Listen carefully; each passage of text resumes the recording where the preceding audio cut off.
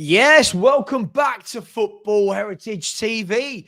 What is an absolutely disgusting day in London? It is truly disgusting. Now is the time where someone's going to tell me, well, I'm in London, Savva, and it's quite nice. Not where I am. It is pissing down with rain, which means no dog walking, which means no walking for me. I like to get out and walk and clear my head as well every now and then. But no such luck. And to make things worse, this is the kicker of all kickers. It's international break. Again. It's international break. What is going on? I feel like we're having one of these every week. Yeah, in case you couldn't tell, I am not a fan of international breaks. They drive me crazy. As a YouTuber, it's very frustrating because you want to watch games, and let's be fair, this is my job, so this is how you make your money. As viewers want to see games. Viewers want to see content about things that are happening. Now, I was going to say, well, we're lucky something has happened, but it's not a good thing, is it? Randall Kolo Muani is out for up to 2 months with a broken or fractured jaw, whatever it is that they've diagnosed his face with. Injuries piling up. And now we've got a lot of players missing in the forward areas. We've got a lot of players missing in that forward area. I put a poll in the chat to ask about who you want to see up front, because Solanke's out, Muani's out. The options that we have got are Tell. Bearing in mind, Matisse Tell is not in the Champions League squad. The other options are Richarlison and Dane Scarlett, whose stock is rising through not playing. People think that Dane Scarlett is better than he is because he's not played football, and now everyone going, he's got to play. And I feel that those people are going to be very disappointed when they watch Scarlett play, but we will talk about it. Now, you'll see in the poll that I've given a fourth option. The options in the poll are, who would you start up front for Spurs? And the answers are Tell, Richarlison, Scarlett, or the fourth option is, I'm embarrassed it's come to this. Now, I said in the summer, we didn't buy properly. I will come back to this at all times. We didn't buy properly.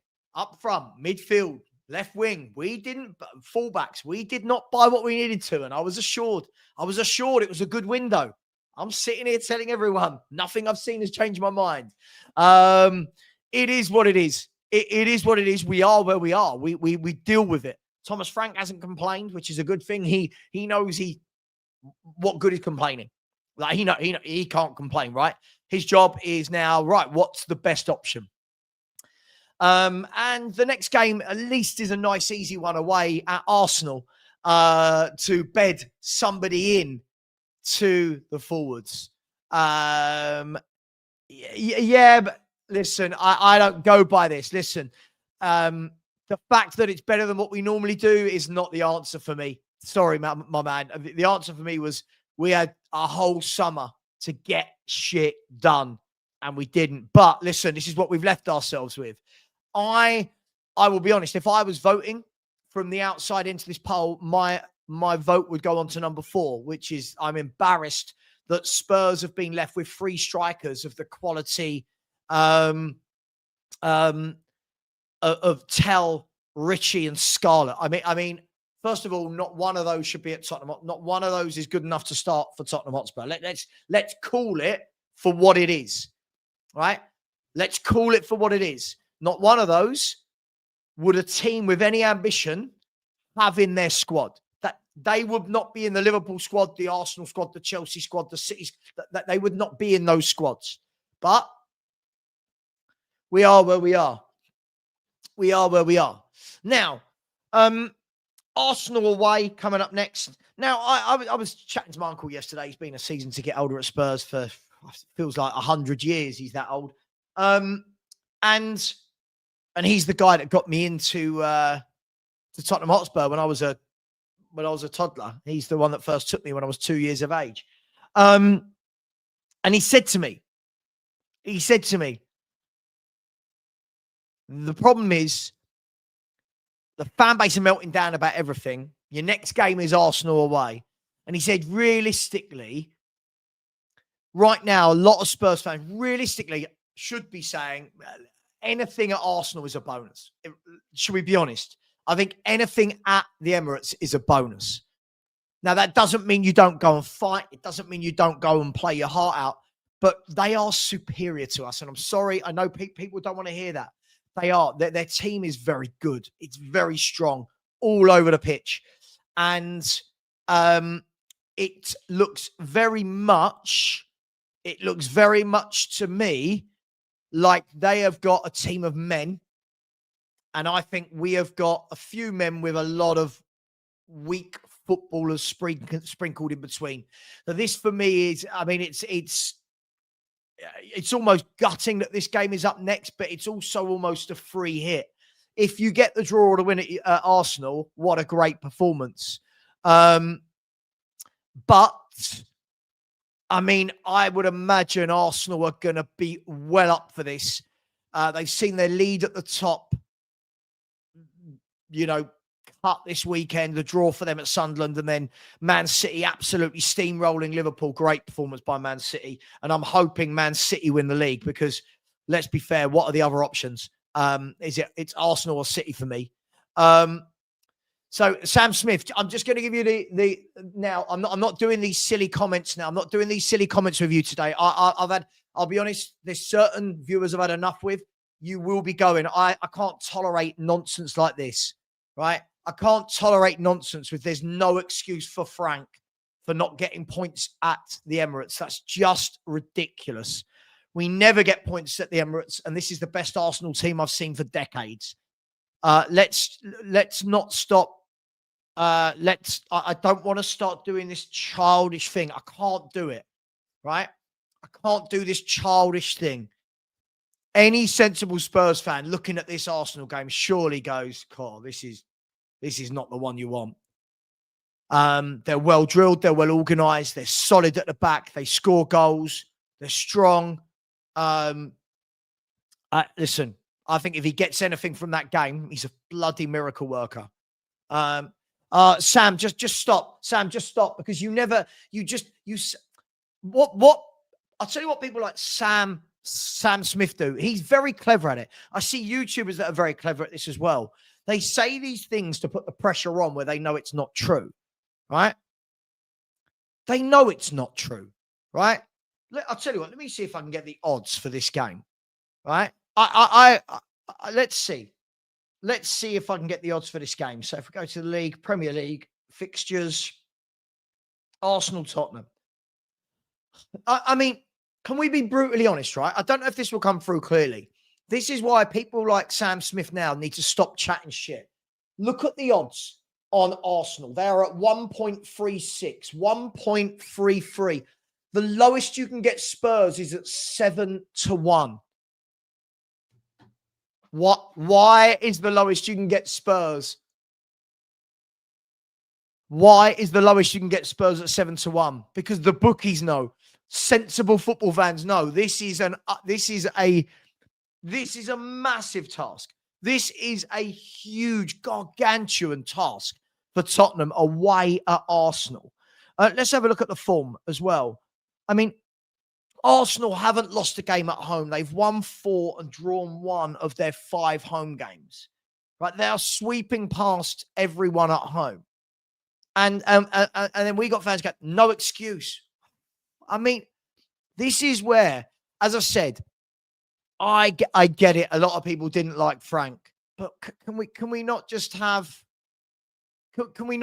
just a level of maturity, please, going into this game? I know what we're going to have for the next 2 weeks during the international break. I know we're going to have so many like Sam. Like, this is the same guy yesterday. I'll call it out. This is the same guy going, all I want to see moving forward is Kudus, Muani, and Odegaard up front. I'm like, yeah, but Kudus and Muani are injured. Like, these are the things that these people say. They don't actually support Spurs. They're not looking and going, right, who's available? What have we got? Right now, Spurs have got 11 injuries. And with 11 injuries, we've managed to stay in that top 5 by hook or crook. Now, let's caveat. Yes, the league title is... The league is very, very condensed. It's very condensed. Let's have a look at it. And we know that from... let's make that a tad bit smaller so I can get more on the screen. We know that from 1st to 11th is 3 points. We know that. Just before I bring Lubo in, there he is. Look at him, looking very sexy. Just before I bring Lubo in, but we know from looking at the league table, it's so condensed. I mean, sorry, let me change that because Man City have won since then. There we go. So we know from, Chelsea in 3rd down to Everton in 13th. So we're looking at 11 places are separated by 4 points. It is tight, but we're in the pack. We're in the pack, right? And the beautiful thing is, morning, Lubo. I'll bring you in. How you doing? You all right? All good. Thanks. All good. Good. Is it horrible weather where you are? Is it disgusting? No, it was raining before, but it's just a bit overcast here. Not too bad. Living the dream. Mine is absolute horrendous. You're in the south. I'm in the north. You should be warmer than and better than our weather. It's just mad. How is the weather so different when you think about how far we actually are away from each other? Lubo, I want to talk in this show about obviously the striker situation has taken a turn for the worst in the last 24 hours. Also want to talk about obviously Arsenal coming up in a few games' time. But just quickly, upon reflection of the league table, I think that it's very difficult because saying, we're top 4 or 5 and then, we're bottom half. At the moment, it's all very disingenuous. But for me, it is showing that this year, anyone's beating anyone. No one's really pulling away other than you would say City will. We're doing all right, aren't we? Without going overboard, we're doing okay, aren't we? That's fine. I think from what Frank picked up, picked a team that was 17th and finished 17th in the table. And today we're sitting 5th. And yes, look, if we'd have lost a couple of games, drawn a couple of games we won, we'd be, where would we be? 14th. And everyone would be looking at it thinking, oh my God, it's not much better than Ange. Yeah. But, listen, it's a tight league. You got that gap now between Newcastle and Everton, is it? Newcastle 14th. How crazy is that? If you're a Newcastle fan, how are you feeling? You've won 3 out of 4, I think, in the Champions League. You're in the quarterfinals of the Carabao Cup, and you're 14th in the league. It's crazy. Newcastle puts together a run, and if we're in meltdown, what should Newcastle and Liverpool fans? Bearing in mind, those two clubs spent a lot of money in the summer. If we're in meltdown, surely they should be in meltdown, right? Yeah, listen, it's we're doing okay. We're doing okay for how we are, for where we're at as a team. We're short. I think this is going to be very interesting next few weeks to see how Odebear and Tell do. This is now their opportunity. I didn't agree with Frank's team selection on Saturday. Thought it was poor. To play Richie and Spence at left back, I thought was really negative.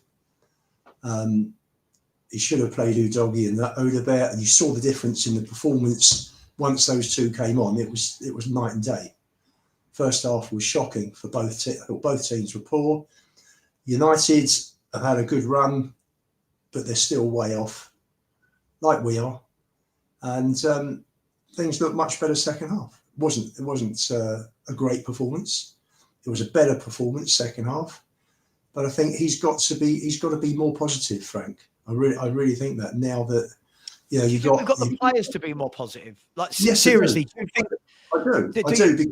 I do because being negative has not helped. 1 win out of 6. We haven't won for 3 months at home, so that's got to be changed. So if you look at a problem, and you think to yourself, well, I'm going to let this problem persist, or I'm going to deal with it. And he's got to deal with it. And I think I agree. that, I just don't think he's just as my opinion. I genuinely look at sorry. I genuinely going on, what's going on here? I genuinely look at the squad and go, and there's nothing I've not said. I've said this all for years, Lubo. I'm genuinely looking at it going, I don't see the quality. And I'm going to show you this, Lubo, right? Forget the positions, right? Forget the position. This is not what this is about, okay? This is what we've got out at the moment, right? As I said, people forget the positions because that is Ben Davies in goal, right? We have got Davies. This is just to show the players more than anything. Davies, Takai, Dragusin, Bergval, Madison, Basuma, Gray, Kulusevski, Kudus, Solanke, and Muani. Now, I'll ask you this question, right? But we don't play good football. We're not positive enough. Imagine you've got Kudus, Madison, Solanke, Basuma. Imagine you've got these players available. Makes a big difference, Lubo, to how you want to play, right? That's just the creative players there. And then on the defensive side, you've got Takai, Dragusin, Davis. Like, there's a lot out, isn't there? You'll have one or two players who aren't even getting into plenty of players that aren't getting into the 20 on match day. Sure. So yeah, listen, it's the better it's all about players at the end of the day, and the better players you've got, the more you can do with the team. In terms of style, in terms of the aesthetics, and it's going to be difficult between now and Christmas, particularly if Muani has got a fractured jaw. He could wear a mask. I've seen a mask for broken cheeks, fractured cheekbones. I've never seen it for a jaw, but I'm sure there's a way they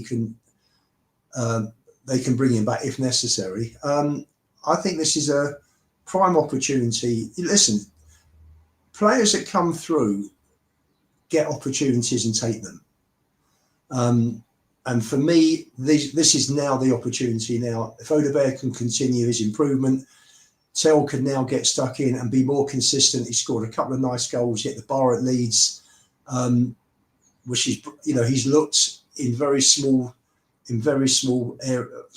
time points, much better than last season. There's something there because he's, the French international manager is not an idiot.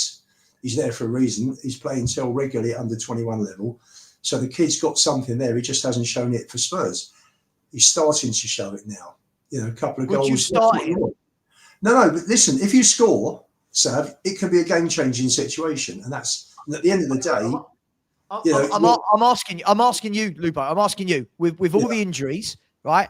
Is Tell, we'll come back to that in a minute, you've got Tell, Richarlison and Scarlett. They're your options, right? Yeah. Who are you starting? Who am I starting? I'm starting Tell. Me too. I'm starting Tell. Me too, and you know what I think of him. No, that's how bad I think it's got. Yeah. But you look at the turn in shots, and you look at the way on Saturday, and you look at how he created that extra yard of space when he pushed the ball to his right before scoring at Leeds, and that shows that there's something there for me. It'd be lovely if he goes to the Emirates and gets himself a couple. That'd be brilliant. It's needed. I mean, I think Sean's in the chat and said, look, Tell's going to have to step up. He is. I think we've got three very different players there in terms of options. And by the way, just quickly going back to this, by the way, what I'm not saying is, you know me, when I talk about injuries, Lubo, I think managers just have to get on with it. I said this last year. Unfortunately, that's what happens. And I think the fact that we've got that many players out, especially creative and attacking players out, and the fact that we are not sitting in the bottom three, I think he's done a good job. And I think a little bit of slack needs to be given to the manager there. If Madison and Kulu and Muani and Kudus and Solanke were all available, I think we win 2 or 3 of those games that we've not managed to get over the line. And we're now looking at a very different league position. Yeah. Which is why I don't take any. I'm involved in groups where Frank's had a bit of slip in the last week or so, but I think most people that who are on the chats have all been saying, not happy about this, not happy about that. But let's see where we are at the end of the season. And I think for me, most people that I've spoken to feel the same way. You know, no one's judging him now. I think everybody realises that we've got lots of injuries. He's taken on a team that was 17th. You know, and if you were looking at a league table from a neutral point of view, and you were looking at another club that had finished 17th and was sitting in 5th, you'd be looking at thinking, do you know what? They've improved greatly, haven't they, since last season? And I think that's, for me, that's how you look. The football's not great, but he can only do what he can do with the players he's got. So, see, I'm not worried about that, Lubo. I know so many people are so worried about that. I think that will evolve over time, and with the players coming back, with new signings, I think it will evolve. I keep getting told, right? It's so funny. I keep getting told, oh, you defend Frank too much. But Lubo, the way I look at it, I don't see there's anything. I don't feel I need to defend him from anything. I don't. Unlike others, Lubo, I don't see the drama. I see. There's no drama, but I think for me on Saturday, I was really disappointed when I saw that team. No, I understand, but let's just devil's advocate. And somebody said this to me Saturday, which I think is a good point. If we ever thought that you've got a player like Destiny Udogie who he can't play every 3 games. For 2.5 years, this boy is missing games regularly. I know by the way, I want to see Destiny Udogie play at left back. That's who I want to see there. Yeah. But we ever thought that maybe, just maybe, he can't play every 3 or 4 days? Mate, I'm just saying maybe. Don't know. If he's on the bench, say Spencer got injured after 2 minutes, Udogie's straight on, isn't he? Of course. It's buts and maybes, right? Of course. That's right. But so, you get my point, right? He's always injured. So much football. But you got 2 weeks off now. I get it.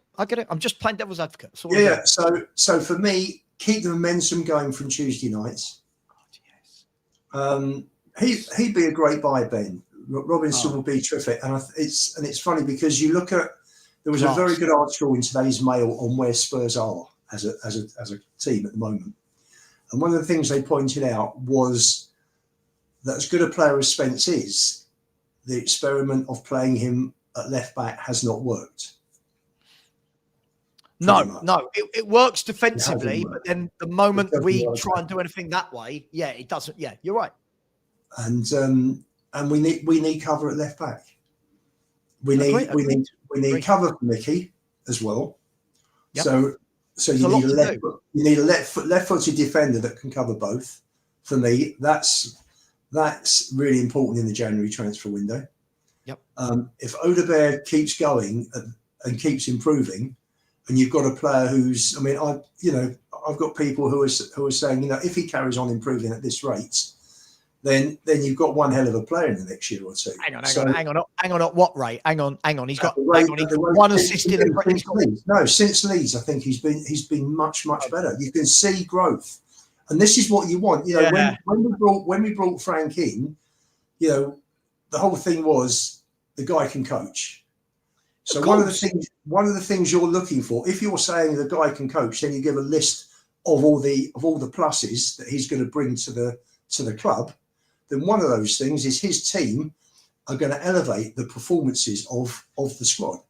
I completely agree. I just think that when you say it, for me, he's doing a good job with Odegaard.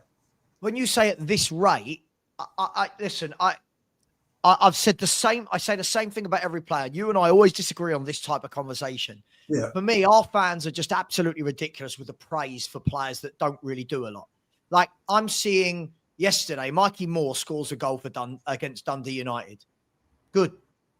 Nice to see a young Spurs player on loan scores a goal. Oh my gosh. He's generational. Get him back. He should be in our first. Lubo, we don't learn. Like, for me, good. Mikey, you've got your goal.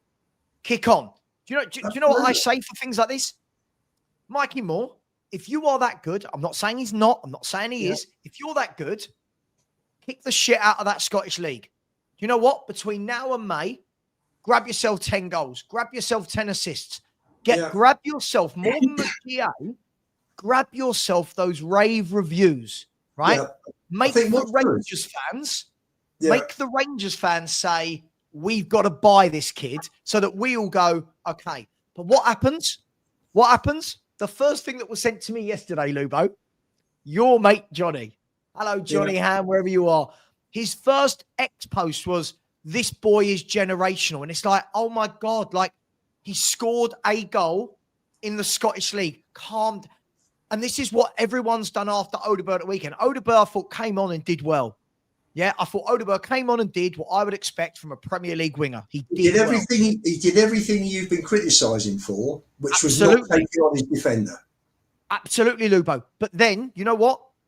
As a football fan and as a judge of a player, and this isn't just Odegaard, by the way, I now go, okay, now show me that 10, 15, 20 games in a row. No, of course. No, of course. Show me that that's not... Because, Lubo, we've talked about this before. There's a massive difference between a cameo when you come on doing it for 90 minutes. Now, if he does that, I've got no problem in turning around and going, cool, I was wrong. What a good player. But look what our fans have done after a cameo from him. I'll tell you what's good. Mikey Moore struggled under Russell Martin at Rangers. Yep. I mean, the whole team struggled. It was a real shit show.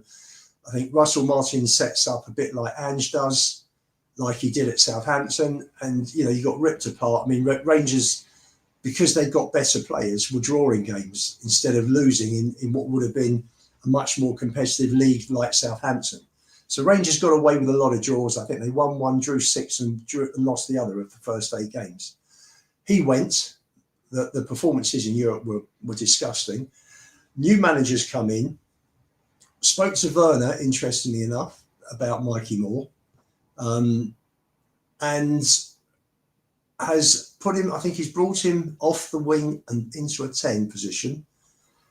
And he's starting to play now.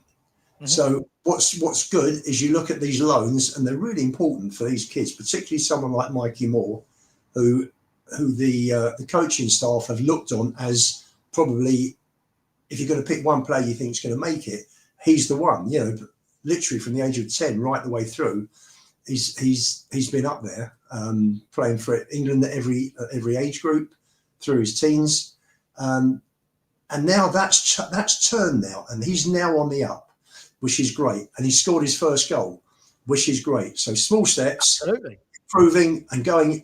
He's going in the right direction.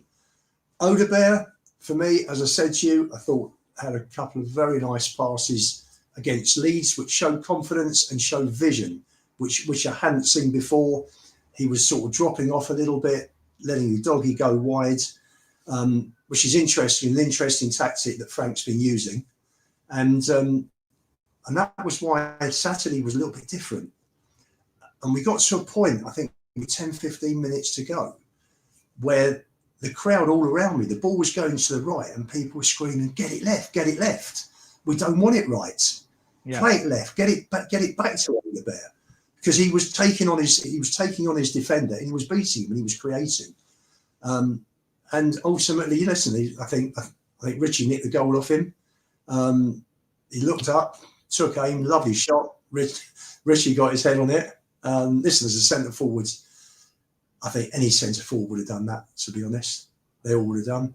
But Odegaard showed so much promise and was getting involved in, as I say, picking up the ball. He's got confidence now to actually start running and going outside a player.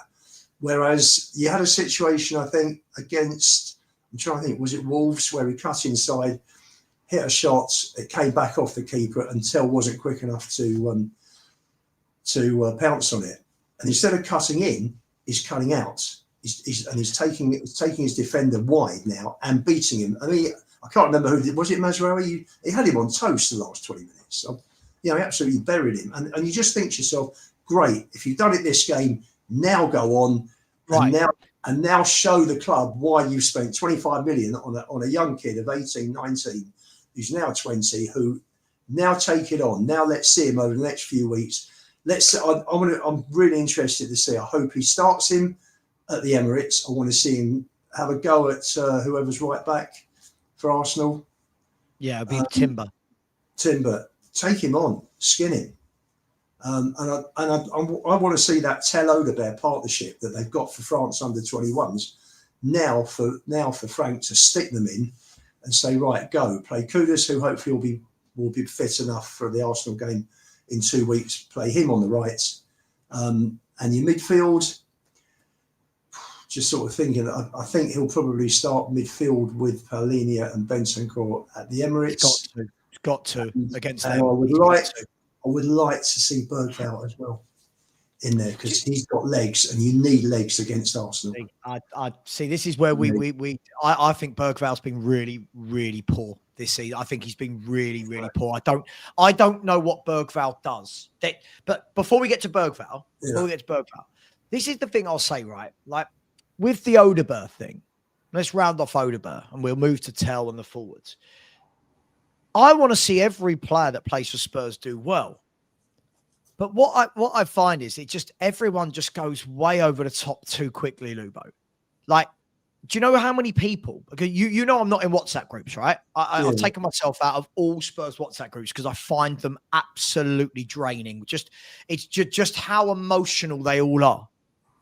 That's fans for you. There's football's an emotional game. Of course. But 7 different people yesterday sent me the video of Mikey Moore's goal. Now, I was actually watching the goal. I watched the bit of the Rangers game, so I didn't need it to be sent to me. But 7 different people, and everyone going, I had it from this guy's generational to he should be in our team to, and I'm like, I messaged a few of the people back going, hang on.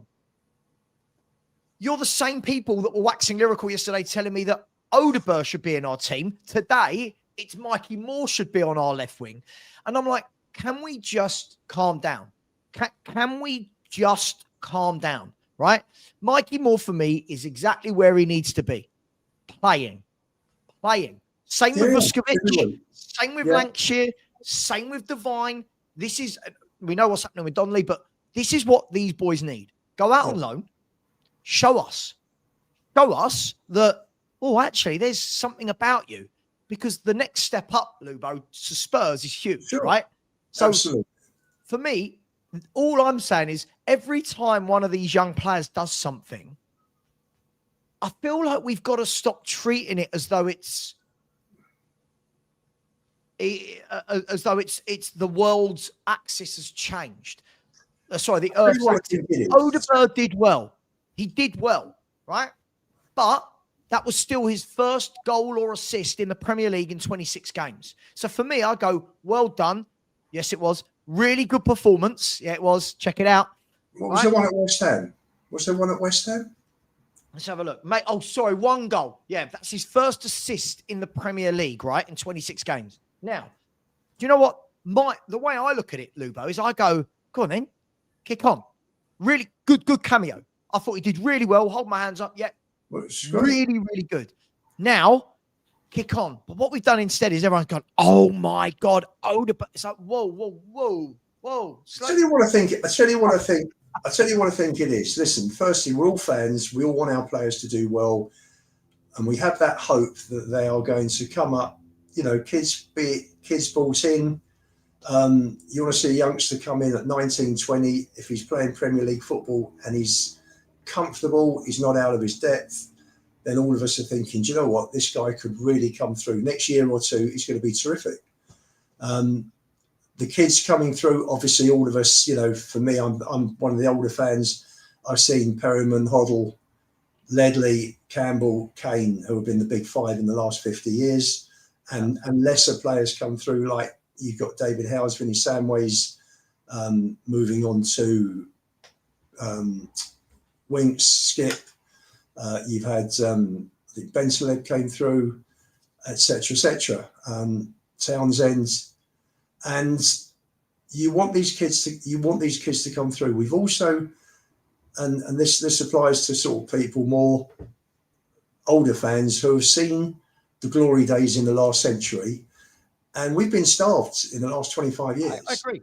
And I think that's a lot to do with fans' impatience. And I don't think it's specifically Frank. I think it would be any manager. I think it would be any manager who's sat there. I don't think it's aimed at Thomas Frank. I think whatever manager is in place, everybody's in a hurry. Everyone's in a rush because they've been starved of success. And and 2 trophies in 25 years, which is the same as what Leicester have got. Is, you know, and you look at the other clubs, and you look at how many trophies City, Liverpool, Arsenal, Chelsea, and United have got, and we're miles off them. They're like 10, 15, Oh, they're 20 miles away. trophies. So we're so far off these teams. That's why everyone's impatient, and that's why everybody is hanging on to everything that's coming through that's good. Agreed. And I agree, but that's why I don't think there's drama at the club. When I look at that league table, I look at, I mean, let's be fair, the top 3, Arsenal, Man City, and Chelsea. I'm going to go out on a limb and say that those 3 teams, well, we know how much Chelsea spend, we know how much Arsenal have spent, and we know what Man City have spent over the last decade. Other than Sunderland being above us by 1 point, and fair play, Sunderland are having a great year, but I do expect them to drop off. I do. I feel we see this every year. One team does well, and they drop off. Other than Sunderland, I look at that and go, we are kind of where we should be. I truly think we are where we should be. However, I actually think we should be lower than that with the number of our forwards that have been out injured. I truly believe that. I look at this forward line and go, how has he managed to get us scoring goals? And I get it. We can critique the style of play, but I think that will evolve. I do. I truly believe that will evolve, Lubo, as players come back, as time goes on.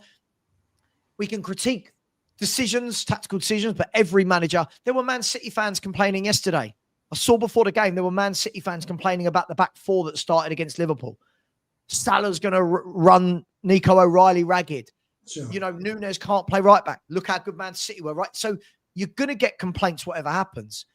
I just think because we've been so hurt, Lubo, in general, because we've been so let down for years and years and years and years, that no one's going to actually turn around and go, do you know what? Well, for the players available, for what we didn't do in the summer, for what we need to still buy, we're actually sitting okay. Yes, there's a lot of development points that need to be done. Lubo, you said this. You famously said this in the summer. You said this, and I agreed with you.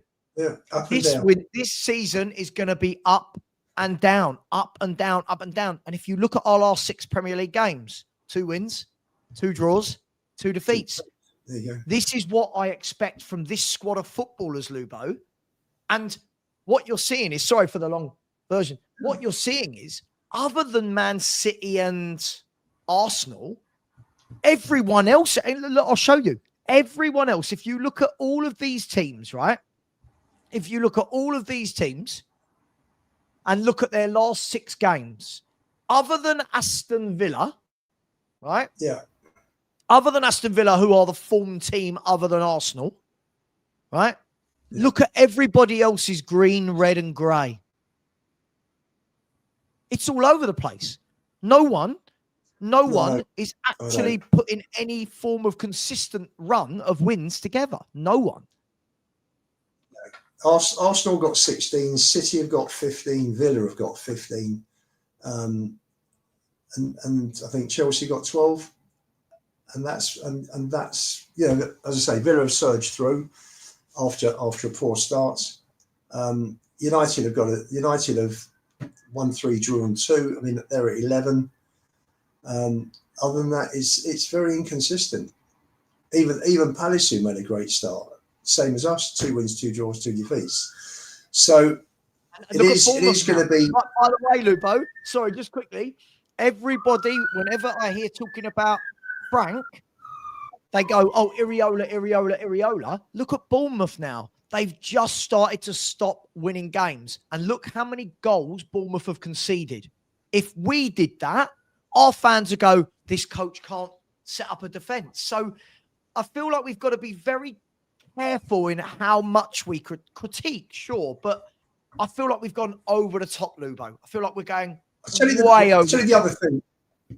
The other thing, sir, that Pete, I think the way the season's kicked off is you look at the 11 games. 5, we got 13 points away and 5 points at home. And I think, you know, I'm an away fan. I go, so I've had the good and the bad this season. But for 56,000 fans who don't travel, they've seen a really poor home season so far. And I think I because, I sympathise with all the home fans that are going and they're looking at it and they're thinking, you know, I fully understand, but the football's not great. If the football's not great and we're winning, that's one thing. But the football's not great and we've got 5 points out of 18 at home. So, and the money that fans are charged, I think, has a lot to do with it as well. If fans were paying 30, 40 quid and seeing that, I'm paying 85 for every league game. And there are plenty of people that are paying more than me. On that, we agree. But Lubo, let me ask you. If the home fans were seeing now Coglou in the 11, Maddison in the 11, Kudus, Simmons, Solanke, does the football still look the way it looks now? No, it doesn't. But those players aren't playing away from home, and that's what fans see. Yeah, but away from home, you can soak up more, right? This is what I've said. I'm not making an excuse for it, Lubo. Does the home form need to change? Of course it does. And that's why Saturday was so gut-wrenching that we were 30 seconds away from getting that win, right? But this is the thing. I think that with all the players he's had out, people keep saying to me things like, you weren't saying injuries last year. Well, no, but last year we had loads of injuries and lost every week, right? Now, the football might not be pretty, but we've got loads of injuries, Lubo, and we're not losing every week. Yeah. Now you add into that team, everyone's talking about going to get an Ivan Toney, Lubo, right? We'll talk about strikers in a minute. Everyone's talking about getting a Toney, getting an Undai, a Lookman, a Fofana, whoever you want to put out there. Everyone's talking about Coglou and Maddison. Now imagine Coglou and Maddison are in this 11, right? Against Man United. Coglou and Maddison are in that 11. And no longer have you got Johnson and Richarlison, right? Now imagine Kudus is in there as well. So you've no longer got Muani and Solanke's in it. Suddenly, we're going, hang on, we are good on the ball because you've got technicians like Kudus, like Maddison, like Coglou, like Xavi Simmons playing with each other. That will come. Now, that will come. I agreed, but right now, I'll be honest, I look at Sarr. Sarr's not a technical footballer. He's not. He's got his uses, but he's not a technician of the football. Johnson isn't. Richarlison isn't. To a degree, Tell and Odegaard aren't. To a degree, they're reactive footballers. So I think that the football will evolve. And all the fans, Lubo, that asked for Glasner, they asked for Iriola, those managers didn't go into their club. And within 5 games, everything was great. Those guys also went into clubs without European football, right? So I just think we need a little bit of a step back. Everyone needs to take a little bit of a chill pill and ask themselves honestly, what were they expecting this season? Like truly, what were they expecting? I think if the points totals home and away were reversed, then I don't think people would be complaining. Those that are complaining, I think would be a much smaller percentage. I think, because majority of people, at the end of the day, people are being charged for whatever the next game is, which the next home game is Fulham. So people turn up for Fulham and they want to be entertained. They're not going there thinking, well, do you know what? When these players are back, Maddison's back next August. So you're going to see Maddison's style of play and the way he does these reverse passes and the way he opens up space. They want to see football that that they're paying for on the day. Sure. And I think that's if fans. If you don't buy those players, Lubo, this is the very conversation I had with all of you lot when I was on the Spurs 5 about the transfer window. Said it's all well and good buying Simmons and Kudus, but I said if those two are out injured, you've now got a very poor set of attacking midfielders and strikers. You've now got very poor players. So I think that, let's be honest, if you looked down the league table, a lot of these forwards that we've got, the Richarlisons, the Johnsons, the Odegaards, they don't really get into a lot of these teams. So expecting them to play good football is, I just don't, I don't expect, I said to you before the season, I don't expect to see good football. I don't know. When people are going, oh, I want to see, we need to be better on attack. Who are we expecting? Yes, but I do think the other thing also, that's right, full faith in Frank. The best thing and the worst thing that happened was the win in Bilbao, because it brought about an expectation for this season with the new manager, Champions League football, and you were saying early on, we haven't got a Champions League squad. And my point to that is no other club in the Champions League finished 17th in their league. So we're not a Champions League club. This squad is not a Champions League squad. No, in any it's shape a Champions or League team, not a Champions League squad. Is that fair? Not the 11. I mean, we're there because we qualified, but it's not. We've qualified, but in terms of ability-wise, this is not the level of Champions League squad / first team that you would normally get in there.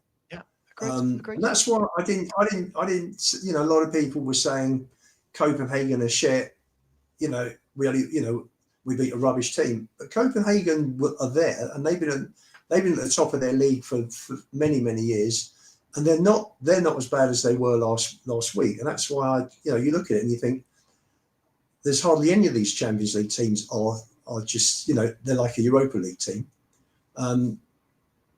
So for me, it was a good win. We did the business. It was really positive.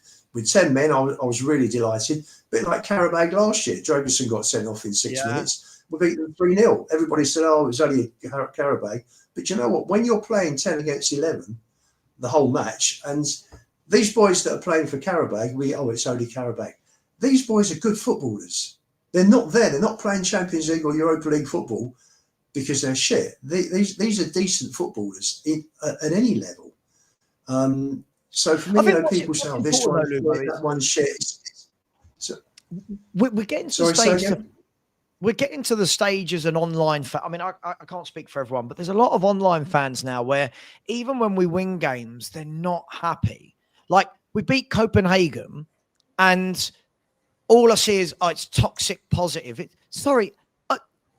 Isn't this why we got into the Champions League? You win a Champions League game 4-0, you should be happy. And I feel like you should be happy because we were fortunate to beat Villarreal. We were fortunate to get a draw against Bodo and Monaco. So for me, this was the first set of points that we've got out of the 8, first 3 out of 8. We were fortunate to get 4 of the other 5.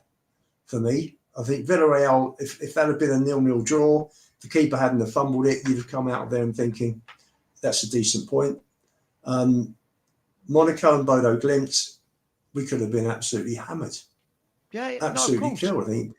Thank goodness for Vicario.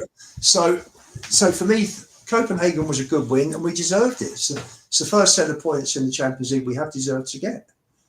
I agree. I was watching shows after, and I honestly, Lubo, I couldn't believe the number of Spurs shows where I thought, have we just won 4-0? Because the first thing everyone wanted to do was put the negative spin on it. But it's only Copenhagen. But it's this. But it's that. But it's not the league. But what about this? Aren't we Do you know what it is? Hang on. Aren't we completely losing sight now of being football fans? Like we're completely, because of YouTube, we're losing sight of everything. Like every single substitution now. Let's be fair. Look at the subs on Saturday, Lubo. I was guilty of it. Went, God, don't like those subs at all. Got it right, didn't he? Got it right. Changed one scored and 2 assisted. So you got to say he got it spot on. He got it right. Romero couldn't move. I think he had cramp. You saw them going on after about 88 minutes, was it? And he couldn't move. So they pulled him off. There's no point if the guy's cramping up badly. I don't blame Frank for 8 minutes. You put down someone. Why wouldn't you? Muani had to come off because of his jaw. I'd like to see that again because for me, I'd like to see what Maguire did because he blocked him off. I'm not saying Maguire, meant to hurt him the way that he, injure him the way that he did. But I thought that was a bit naughty. thought was a bit naughty. And I'm surprised, very surprised, I'm gobsmacked that the ref didn't ask VAR to look at it. Yeah. To me, that was a strange one. I want to talk about the forwards. Just before we do, I'll just round it off and say this, the whole Tottenham thing. If somebody had said to me, Lubo, if someone had said to me in August, right, you're going to be going into the November international break after 3 international breaks, right, with 11 first team injuries, 5th in the Premier League table, and 1 point outside the top 8 in the Champions League table, I would have bitten your hand off. And I think, Lubo, I think a few fans need to take a little step back and remember that. Yes, sometimes there is short-term pain for long-term gain. So yes, those people that are all like, but the style of play.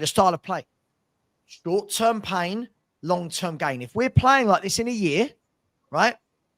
If Thomas Frank has 3 transfer windows, Lubo, if he has 3 transfer windows, so 2 summers and 1 January, and he has Kulu back, and he has Madison back, and he has Kudus and Xavi fit, and Solanke.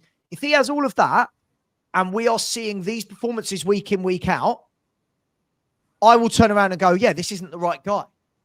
But right now, I think that a lot of fans need to just take a little step back, look at the bigger picture and say, we're actually doing all right here. We're actually doing, we could be Newcastle, who have hardly any injuries, can't buy a win for love nor money, right? Are getting opened up like a can of worms. I think sometimes the grass isn't greener, you know? Sometimes the grass isn't greener. No, I think we're doing okay. Can I just start? If FK Arsenal 1983 is still in the chat, just looking at a comment, yeah, but Lubo, when has Tottenham ever had that success in their history? FK, go back. Maybe you can come back and answer this. Between 1961 and 1999, and we're talking about history now, Tottenham won 13 trophies in those 39 years. How many did Arsenal win? I'd like to be interesting to hear how many you actually won in that period. Then come back, and then we'll have a chat about history. By the way, Coulson, of course. But do you know what?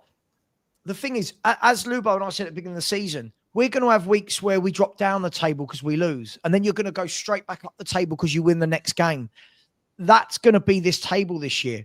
But the most important thing is that we're not losing many games. From that 11, we've lost 3, right? We've lost, by the way, Liverpool have lost 5, right? We've lost the same amount as Chelsea and City.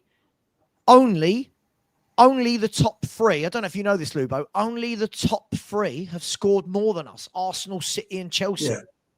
Right? Goals against, only Palace, City and Arsenal have let in less. So we're the 4th top goal scorers in the league, and we have the 4th best defence in the league. I get it. There's lots of things that need to be coached and developed, and they will. But please, I'll just ask nicely, please.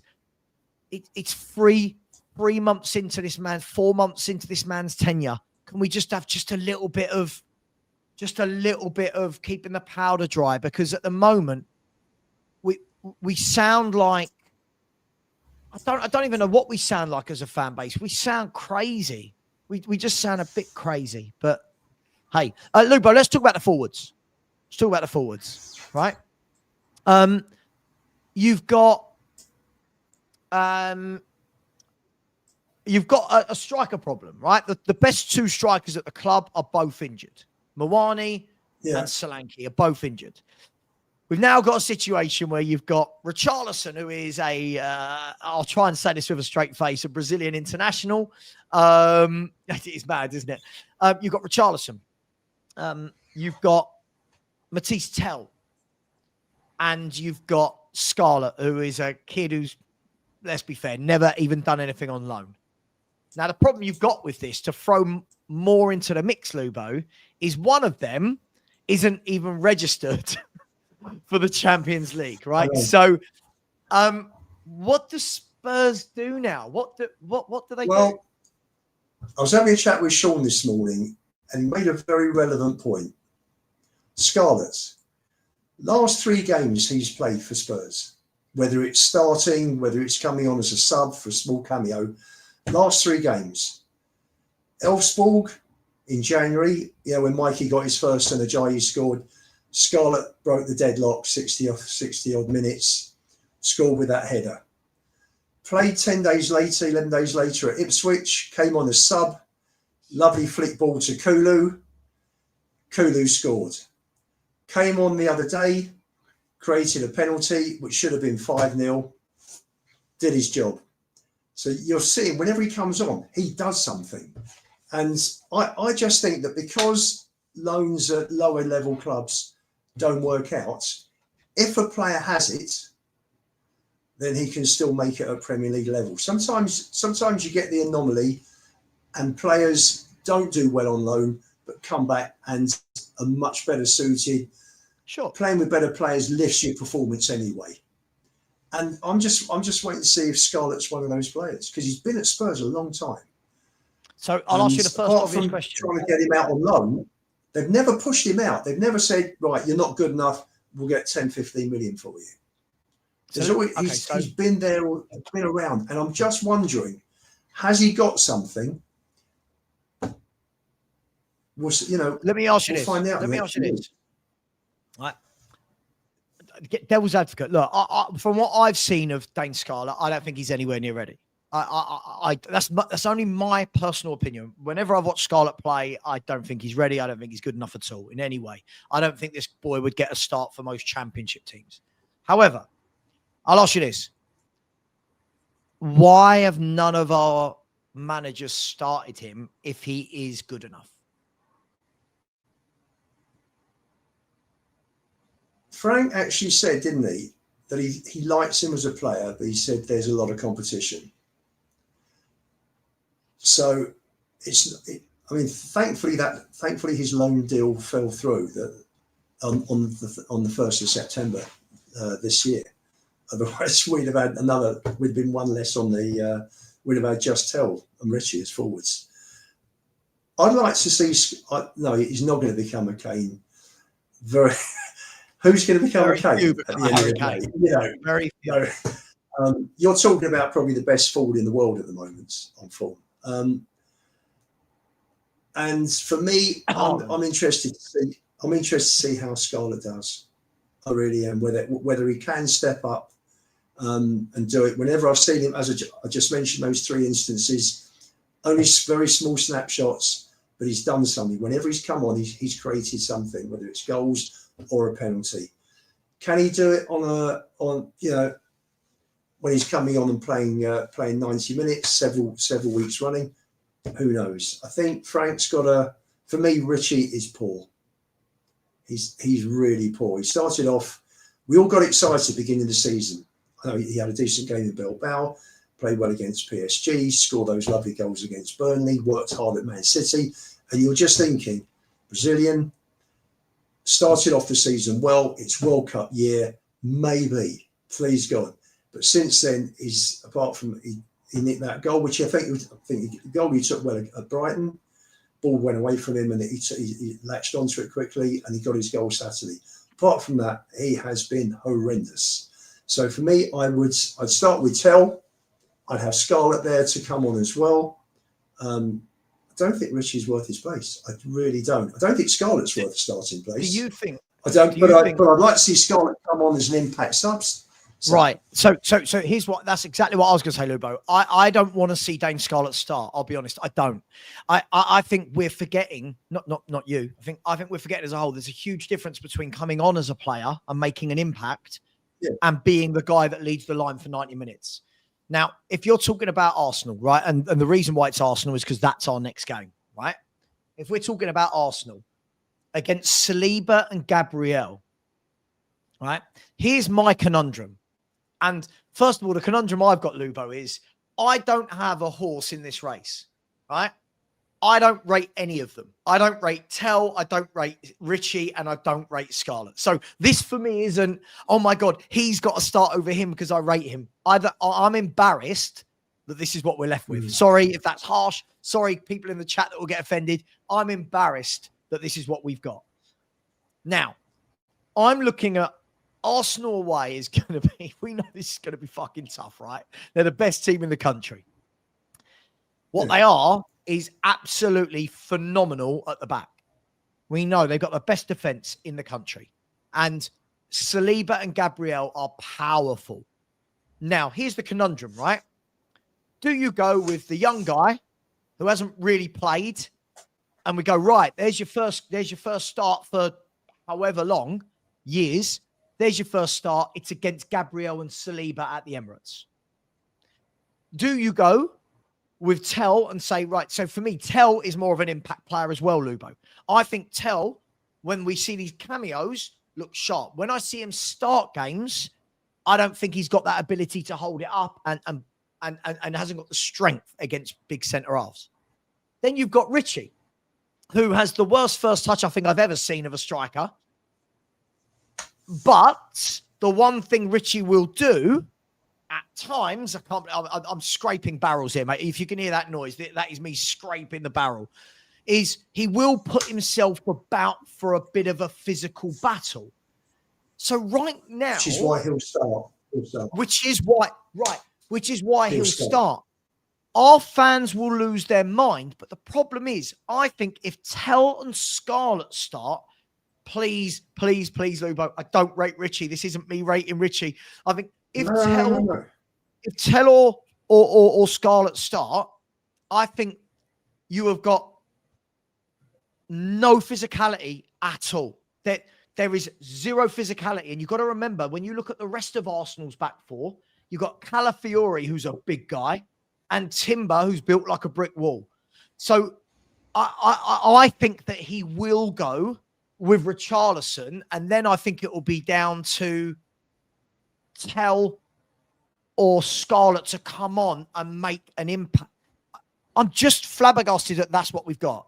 I genuinely don't rate any of them. Listen, I think to put it in perspective, the COVID season, I remember going to Spurs. I won on the ballots, because there are a few games where fans got 4,000 tickets. I went for the very last home game, which was, I think, Bergwijn scored the most absolutely fantastic goal, and Reguilon scored an own goal from the edge of the box that sort of spun off his foot and went up 20 feet in the air and back. But the one thing that was nice for me that day was seeing Bale again. That was the one time I saw Bale live when he came back. And that front three was Kane, Son and Bale. And when you look at what we've got now, it's a big drop down. So I think when you consider that, I think these two comments are right, Lubo. So Alex, it's interesting what Terry's just put. So can you flick back Terry's comments? Yeah. I was coming to that next. 6 GA in 11 Premier League games. Okay, let me throw it back at you, Lubo. Take your Spurs hat off, right? Forget that this is Tottenham. You are the manager now of a Premier League club, and you are going to play away from home against top of the league, and your two best strikers are out. Be brutally honest with me here. Do you play the two kids who are a bit lightweight, or do you go with whatever? Do you go with the experienced international? I think there's a pecking order, isn't there, that managers seem to stick to. Yeah. And I think for that reason, I think Richarlison, because he's more established, much more established. He's an international. He's got several years' experience in the Premier League. He puts himself around. I think he will. Frank may play a 3-5-2.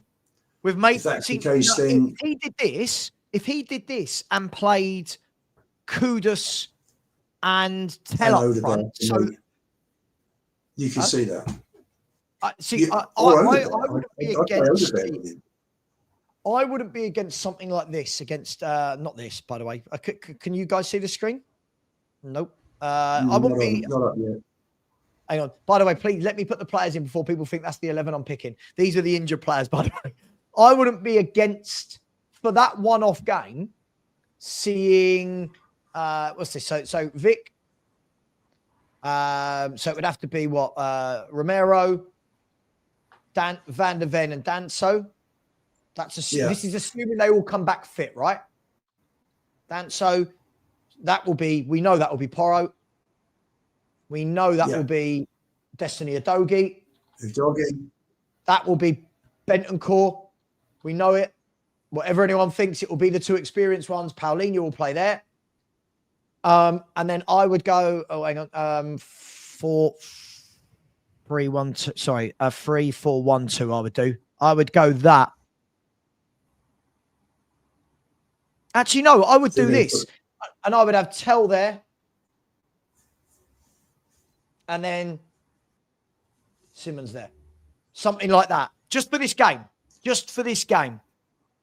I'm worried Simmons is going to get. I'm worried Simmons is going to get lost because of the physicality of Arsenal's team. Possibly. But you've got to play him, right?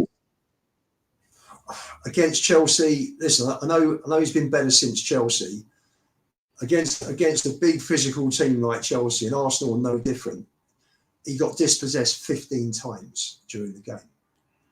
And so for me, that's a worry, because this is meeting fire with fire at the Emirates, basically. And you've got to have, and for me, you're not going to play your most creative player though against Arsenal away. He would get.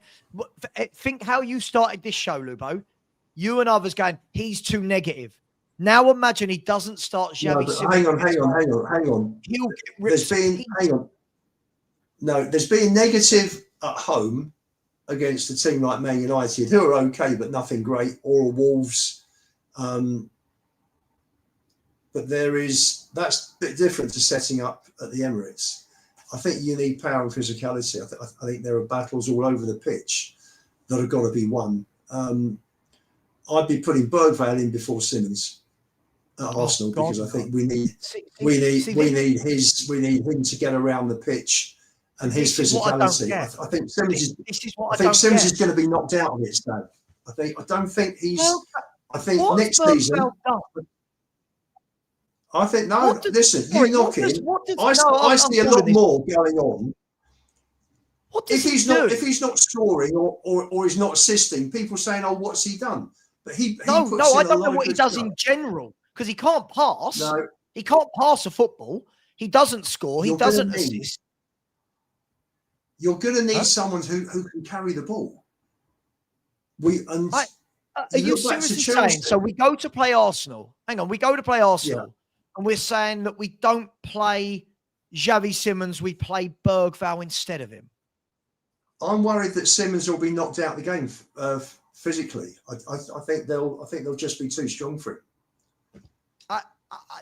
You got Rice and Zubimendi in midfield.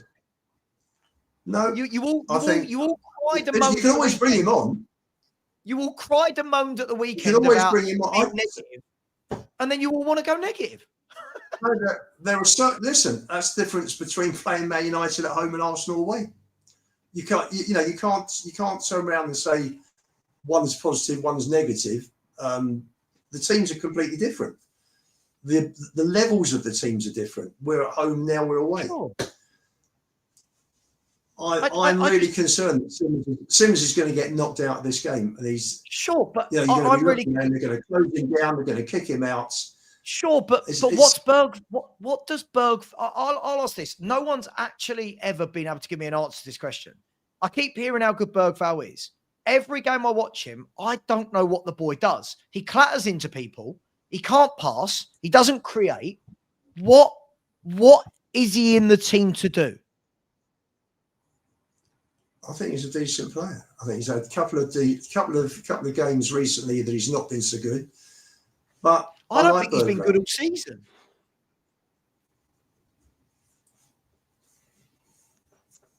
I feel like we'll have to agree to disagree on this. I think the teams we're picking for Arsenal are fairly similar, but you'd have Simmons, I'd have Bergvall. I think you can always bring Simmons on. You can always bring him on if you need him second half. The thing is, I'll ask you this: right? That creativity. If we're behind and we've got to get a goal back, but I'd start off. I'd try and smother him in midfield. with physicality, and you've got Bentancur and Palhinha, and then you've got. I'd rather have Bergwijn than Sarr. I think he gives you more. I don't think Sarr. But you've been very wrong about this, Lubo. See, you've been very, very wrong about it. I've been watching you for weeks and weeks and weeks now. You've been asking for Bergwijn or Sarr to start instead of Bentancur. And in the 2 games where those boys have started, at home. I've been asking for it. Not away. Away. I've said the setup's very good, and you got 13 points out of 15. For me, you don't need Palhinha and Bentancur together at home. Yep, but whenever I ask you the question who plays alongside them, I never ever I ask this to the whole Spurs fan base. I can never get an answer for who's better than Bentancur to play alongside Palhinha ever. Look at Man United. Sarr, hang on, let me finish. Sarr can't pass a football. Look what happened against Man United. Sarr gives it away time and time and time and time again and time again. Right? This is why he doesn't start in midfield in a 2. Bergwijn gives the ball away. When he started versus Monaco, his passing was absolutely atrocious. But Bentancur became the scapegoat. Bentancur was the scapegoat. No. Yes, it's not the yes. I think it's the fact that you want players who are more progressive at home. Bentancur does a great job with Palhinha. But they're not. Well, that is a myth. That, again, the stats of the data. That's why when he's fit. That's why when he's fit, we need my boy in for half a dozen games. No, but hang on. Let's not get away. No, hang on. But as fans, we can't keep doing this. I've been having this debate for a month now, people. They go, we need more progressive in midfield than Bentancur. But the data and the stats show that Sarr and Bergwijn don't progress the ball better. What they do is they run and they give it away. So we actually lose the ball. The problem is the 3 of them. Hang on, Josh. Yes, he's a more progressive carrier, but nothing comes of it. So what actually happens is we progress with it and lose it. When Bentancur and Palhinha play together, we have more stability and control of the ball. This is the point. The stats and the data doesn't lie, but everyone keeps saying this. This, again, goes down to the problem. I said this all summer. We need better centre mids. And I was told, no, Bergwijn, Sarr, Gray. They are not good enough. They are not good enough. None of them are good enough to start in front of. I'd give Gray a run of games now in midfield. I'd give him a run of games in midfield. I'd pick the games. I think, if he's fit, I'd play him against Brentford. I'd play him against Fulham. I think at home, I think those are the games you play him in. Go on, just scrolling down the comments. Vicario was awesome. He certainly was in Monaco, Ellie. Where are we?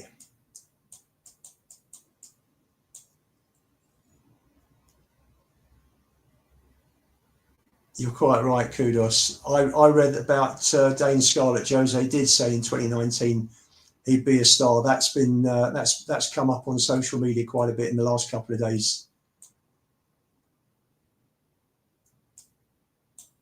There we go. Let's keep going.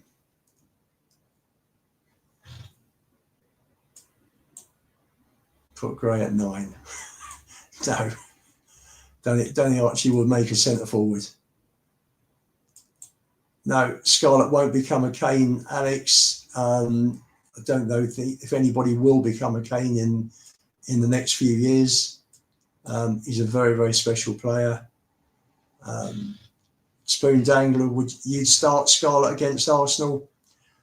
You get the physicality out of him. Whether you get much more than that against them, I don't know. Would it be too big a game to throw Scarlett into? You're better off, if you're going to play Scarlett, surely you're better off playing him against Brentford or Fulham. There you go. Should start the week after, home to Fulham. Yeah, sorry. I quite agree. Can I just ask though, right? This is what I find so funny is, for the last month, what I've heard is Bentancur, Palhinha don't work. So I've seen Frank switch it up and play Bergwijn, and it was awful.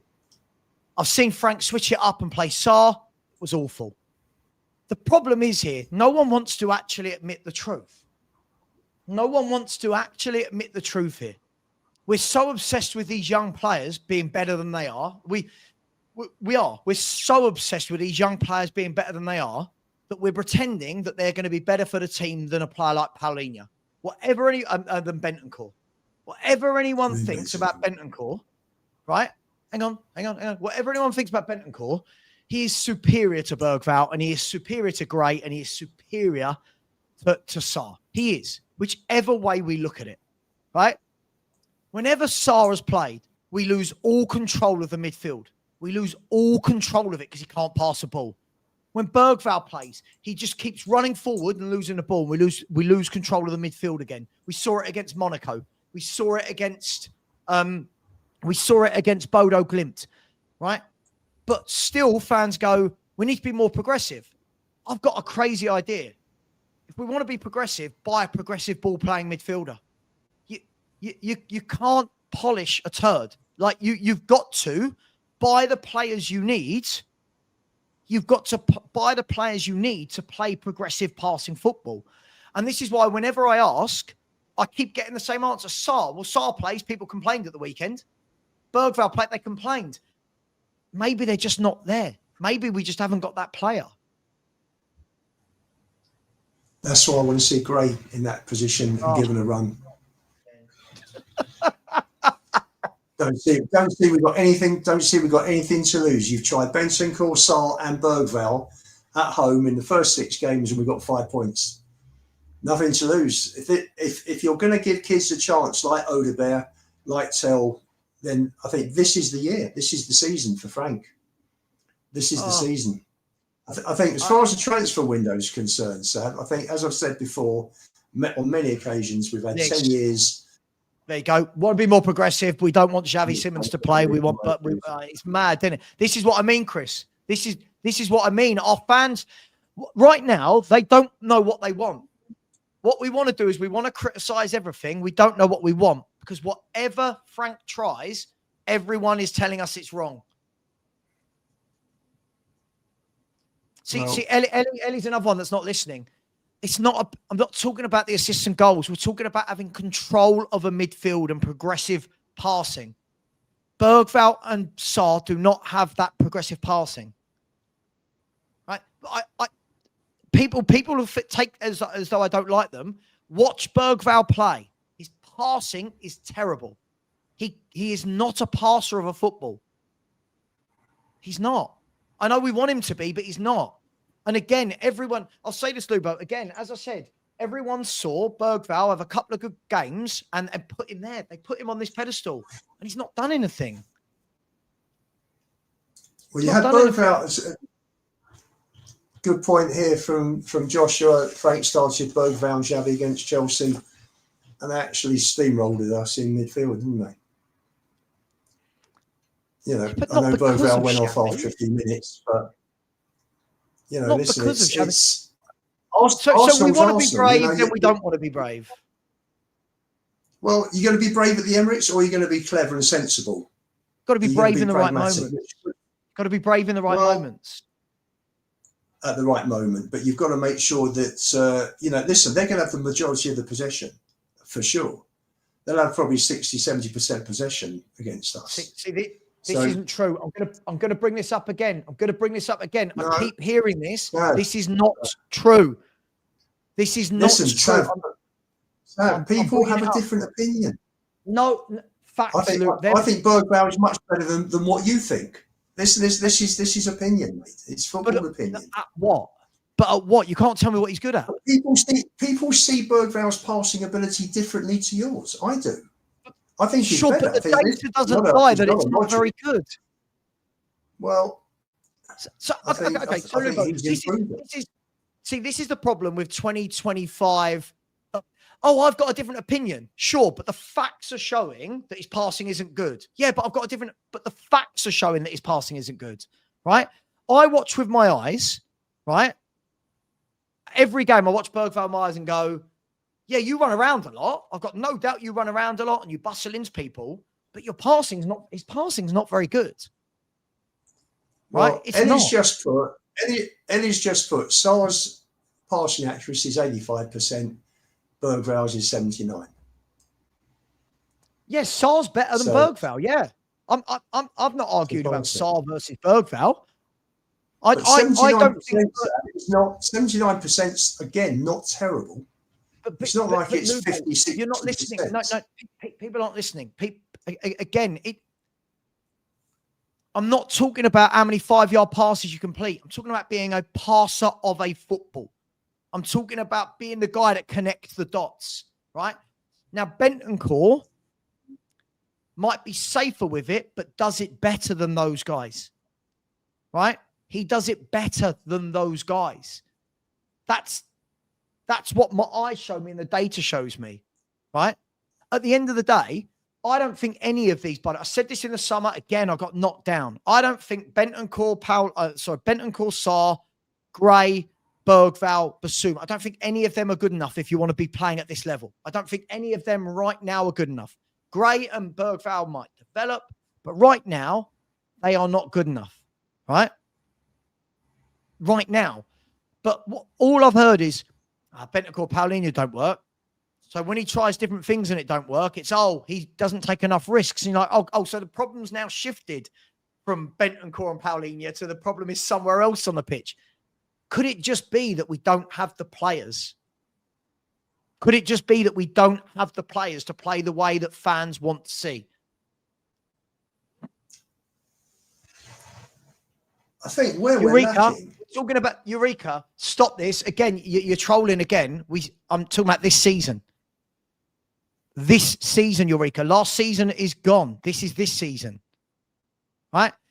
As I said, I would expect Bergval to be one of the best players under Ange because it's chaotic, it's hectic, it's running around all over the pitch. Stop this. I'm getting bored. Every time this person comes in now, it's just a dig at me. I'm getting bored of it. They've got one more chance. They're getting blocked. Alex, I've done this. You've not been in the shows for weeks. Spurs need a Stiller, a Locatelli, a Yao Gomez. We need a Wharton. We need somebody that gets on the ball, wants the ball, dictates and passes. We don't have it. You've got to have players. You've got to have players there that are going to defend, that are going to cover the ground, that are going to get in and tackle hard against Arsenal. We're not going to have the ball that much. So for me, Bergval is a better choice than Xavi. And if that's safe and if that's more negative, then so be it. But far better than being opened and having. I don't think Xavi will do much against Arsenal. If I'm wrong, I'll come back on here and put my hands up. Paulinho and Bentancur are in there to do. Surely you've got to have one of them that when he gets the ball knows how to pass the ball forward. Surely. But if you have Kudus back, you've got Odegaard there. I mean, look at the state of this. Look at the state of this, right? This is what we're doing. We're now putting Bergval on the same level as Yao Gomez. Like no one has compared Bergval to Yao Gomez. We're not comparing this guy Bergval to other players. I think the other players are ahead of Bergval at the moment. Sorry, I've got to show people. This is absolutely ridiculous how people don't watch footballers. Right, here we go. Here's Yao Gomez, right? And here's Bergval. Right? Jesus, I can't believe we have to do this. Have a look at the difference in these two footballers. It is immense. It is absolutely immense how different they are as footballers and how one can pass a ball, the other one can't. Have a look at that. Have a look at that. Yeah, by the way, Yao Gomez is the guy in blue. This is mad, right? Now, this is how you know, again, Jimmy, right? Jimmy who said, not sure what Locatelli you've been watching. He's far from a dictator on the ball. Would you like to see Locatelli, Lubo? Have a look at this man, right? Have a look at this man. Locatelli is the one in green. He is superb. He is superb. Forward passes, forward pass percent, progressive passes, ball carrying, possession one, duels one. Oh my. And again, Lubo, this is what it goes down to. Our fans don't know players outside of Bergvall and Sarr. This is the problem. We rate these midfielders so highly. Has Bentancur been signed a new contract yet? Yes. So are the club going to go and buy a Locatelli now that Bentancur signed the contract? Now compare Locatelli to Bentancur on there. Oh, sure. Locatelli, by the way, I think Bentancur needs to be upgraded, but let's have a look. So here's Bentancur. So Bentancur's in the yellow. But you see when people say he doesn't pass the ball forward and Bergvall does more, can you please see, again, the data does not lie. Bergvall doesn't pass the ball forward at all. Look at the data. He does not pass the ball forward. He does not pass it forward. He carries it. Instead of the pass going forward, he's running with it, Sav. It's one or the other, isn't it? Yeah. Yes, but this is the problem, Lubo. When he runs forward with it, now go and look at the number of times Bergvall is dispossessed when he's running with the ball. It's high because he runs with it, runs into dark alleys. Look what Bentancur does with the ball. All I want to say, right, is people are making up their own data, right? Let me remove the guy that doesn't play for us, right? Let me remove Locatelli because he's levels above what we've got. When people make up their own data, right? Like, look at this. Bentancur only passes wide. Well, look, that graph shows you he doesn't only pass wide. Look at his forward pass percentage, right? Compared to Bergvall's. This is why people say a lot of things, Lubo, and then they do what you just did. They caveat with, but it's my opinion. Sure, but you've got to get the data right. You've got to get the data right. I think for me personally, Sam, I'm talking about what we're going to do for Arsenal. I'm not talking about, like, I'll just answer already. I'm not comparing Xavi and Bergvall, who's a better footballer. I'm talking about who, for me, is better suited to play in that one game. And I just think that against they're all physical, they're all big guys. I think Xavi will get. I think he'll be squashed. I think they'll just knock him out of the game. I don't think it's the game for him. I think we need physicality in there. And I think if you're looking at physical players, Bergvall's 6'2". I think he's a stronger player than Sarr. And he's much bigger and stronger than Xavi. And I just think that we will need him in there for his closing down, his getting around the pitch. We've got to shithouse a point out of that game somehow. So for me, that's how I do it. But by the way, again, we can't. Again, I'm a big fan of just not making things up, right? So when we say Yao Gomez has been dropped by Wolves, I've got every one of Yao Gomez's games this season. When's he been dropped by Wolves? When's he been dropped by Wolves? Sorry, I'm looking here and seeing. When's he been dropped? What, you mean one game he didn't start? Is that what we're saying? Like, look.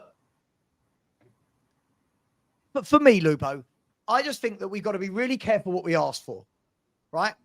You and I both know if he does what you said there and plays Bergvall, Bentancur and Paulinho, half this fan base will get really upset that he wasn't brave and didn't play any creative footballers in the 11. Right? That will be it. Stel, Sean, they'll be going in hard on it. They'll be going, this guy sets up not to lose. Right? Kudus and Odegaard not creative. Hang on, Kudus and Odegaard not creative. Odegaard's not creative. Have a look at his data again. He's not creative. We're doing this thing. I just think if he can start taking players on and getting past them and putting balls in, then that's what you want from a winger. A winger that creates, a winger that beats his fullback and gets the ball into the box for the centre forward. You know. Yeah, but I genuinely don't know what we're doing here, right?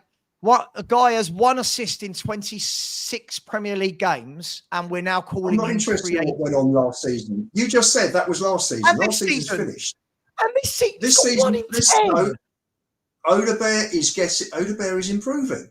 He's I didn't improving game by I game. didn't say he wasn't, but this is ridiculous. No, You've called that's him my creative, point. but you've If called him that's what he's creative. doing, Can I finish a sentence? You Go called on. him creative. He's got 1 assist in the Premier League. In 2 seasons, he's got 1 assist in the Premier League, and we're calling him created. Come on, what are we doing here? I think last few weeks, Odegaard's getting better and better, and for That's me, not what I we're keep him talking in. It's a confidence momentum thing. It's not what we're talking about. That's not what I'm talking. It's not what we're talking about. It's not what we're talking about. And he's assisted. He's scored and assisted in his last 2 games. So the kid's doing the right stuff. I give up. I give up. You're right. We've got creativity with Odegaard. You're right. You're right. You're right. You're right. I looked at his sofa score before. That's not what we were talking about. This wasn't about Odegaard. This was about everyone saying that that Thomas Frank is risk averse. And then it's okay, we'll take Xavi Simons off. By the way, hasn't Xavi Simons started to show in the last few games? Hasn't he started to get a lot better, more confident? So why are you taking him out but leaving Odegaard in? Because I just think the position that Xavi's in, I just think they'll suffocate him. Right. I think they'll suffocate him, Arsenal. Okay. I'm so confused with this I'm so confused with this fan base. I truly, truly am. The way we're rating players who have done next to nothing is just is crazy. It's just crazy. So, see, this is the problem that Thomas Frank's got now. Whatever he does against Arsenal, you see how much he's going to be berated by either side of the fence. I don't think anyone's expecting Spurs to get anything at Arsenal, Sam. We will have loads of fans that will expect it. Tarek, this is what I mean. Like, I looked at all the data for Odegaard throughout last season and this season, right? There's very little creativity there. That's not saying he's not played well in some games, but there's very little creativity by way of completed crosses, expected assists, goals, but yet we're now suddenly going, this is our guy. I don't get what we want. I'm talking about picking a team for one game, sir, based on the opposition that we're playing. I understand, but I'm just going to take you back to you cried out for Bergvall to start for Spurs, and then when he did, we looked awful. You cried out for Sarr to get a game, and we looked awful. This is what we keep doing. We keep wanting to move away from what the actual problems are. Because this is the thing, we're so desperate for these young players to work out. I feel like people like you are so desperate to say, look how right I was about these young players, rather than what's best for the 11. No, not a question. So that's I'm not into point scoring, not into being proved right. Just want the players to do well and the team to do well. I'm a fan at the end of the day. It's nothing to do with me. I'm just a fan. I pay my money. I go and watch. We have conversations on YouTube. Football's all about everybody having a different opinion. That's why football's so great. I agree, but sometimes the data doesn't make the opinions right. There's a huge difference, Lubo. So when I've got people in the chat telling me Bergvall's a good passer of the ball, none of the data shows that he's a good passer of the ball. My eyes show me that he's not a good passer of the football either. Well, he can't pass a football. So the thing about data is that, and I agreed with David Pleat. Pleat was helping Spurs. He was out scouting, and then they brought Lang in, and Muani got rid of Pleat. And I think we lost a lot there because Pleat knows his football, and he goes out and he watches players on the pitch, and he'll follow players in different games, in different conditions, against different opposition, against different quality opposition as well. And that's how these scouts, they watch them week after week after week, and they get an idea. Has he got the right character? Has he got the right temperament? Has he got the right skill set? How does he dovetail? How does he work in partnerships? There are so many. I saw a report. I was having physio with Dave Butler, who was Terry Venables' physio when Terry was at Spurs, and Dave worked with Terry at Palace, at QPR, with England. And Dave at that time was scouting, and he showed me a scouting report. He didn't show me who the player was, but he just showed me 3 pages with all the different areas that he was asked to look at for that player. And I sort of lost my train of thought now. I just sort of got into the scouting bit.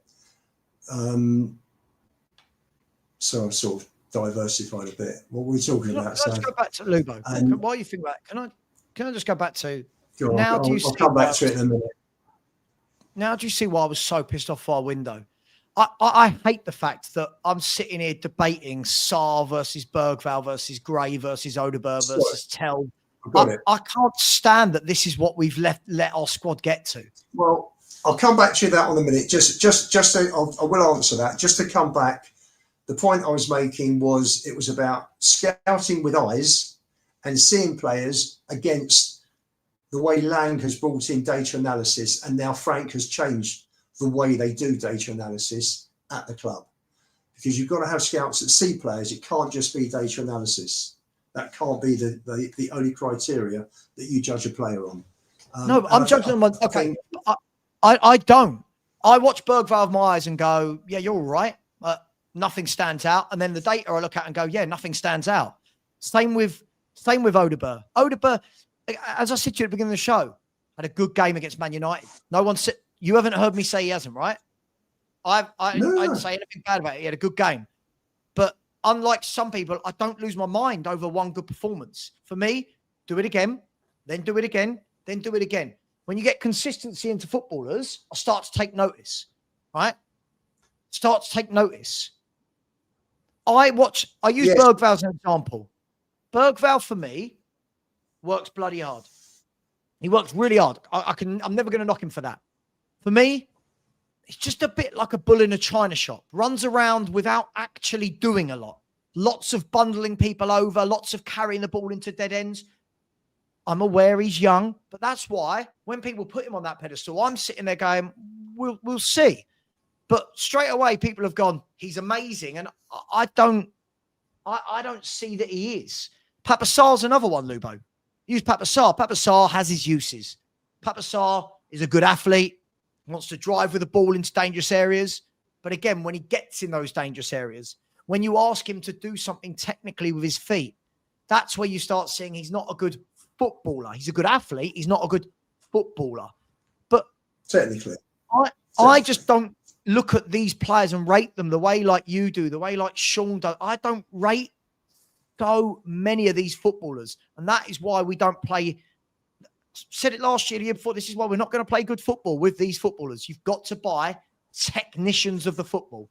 And can I use a lesser example, Lubo? Look at Brighton, right? Lesser example. Brighton, all the players they buy are technically competent, right? Because the way they play it, lots of keep the ball, lots of move the ball. Now, they don't have the big guns that I say that get you over the line. They don't have the big guns like the Cities and the Chelsea, but they buy a lot of competent technical footballers that are all very comfortable on the ball, that like to pass 1-2. I think we've got to go and buy these players now, not Brighton's. We've got to go and buy some people who want the ball that are very good on the ball technically. Well, do you not think that the transfer window we had in summer, and we started talking about this before we diversified before. We've had 10 years of bad transfer windows, bar a handful of players that have actually come into the first team. You know, just sort of since that Toby Delhi transfer window of 2015, you've had Wanyama, you've had Romero, to name two that have come in and have been really successful. Van der Ven's starting to show. I mean, what a player he's becoming this season. He's sort of he's come on a bomb, hasn't he?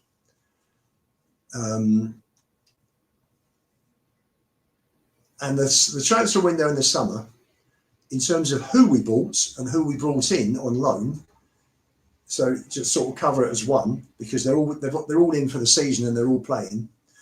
Those four, you would think, in most games would walk in, you know, when they're up and up and fully settled into the club, ability-wise, would be 4 of the first 11. So for me, that's a good window, because we haven't had that for many, many years. We're short because we needed 7 or 8. Because the squad is not sure.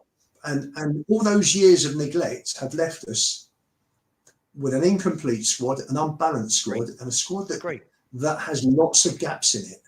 Lots of gaps, i.e. Which is why I don't expect to see really, really good football, Lubo. That's the difference between me and other fans. That's fair. We said that, didn't we? We're not going to get. You haven't got the players. Just quickly, can I just confirm, right? Just confirm, because again, I knew that so many in the chat would do this. I am not saying Brighton are better than Spurs. I am not saying I want all of Brighton's players. I'm talking about the way Brighton play is very much a keep ball possession. They want to have a lot of the football. They've got the technical players they go and buy to do that, right?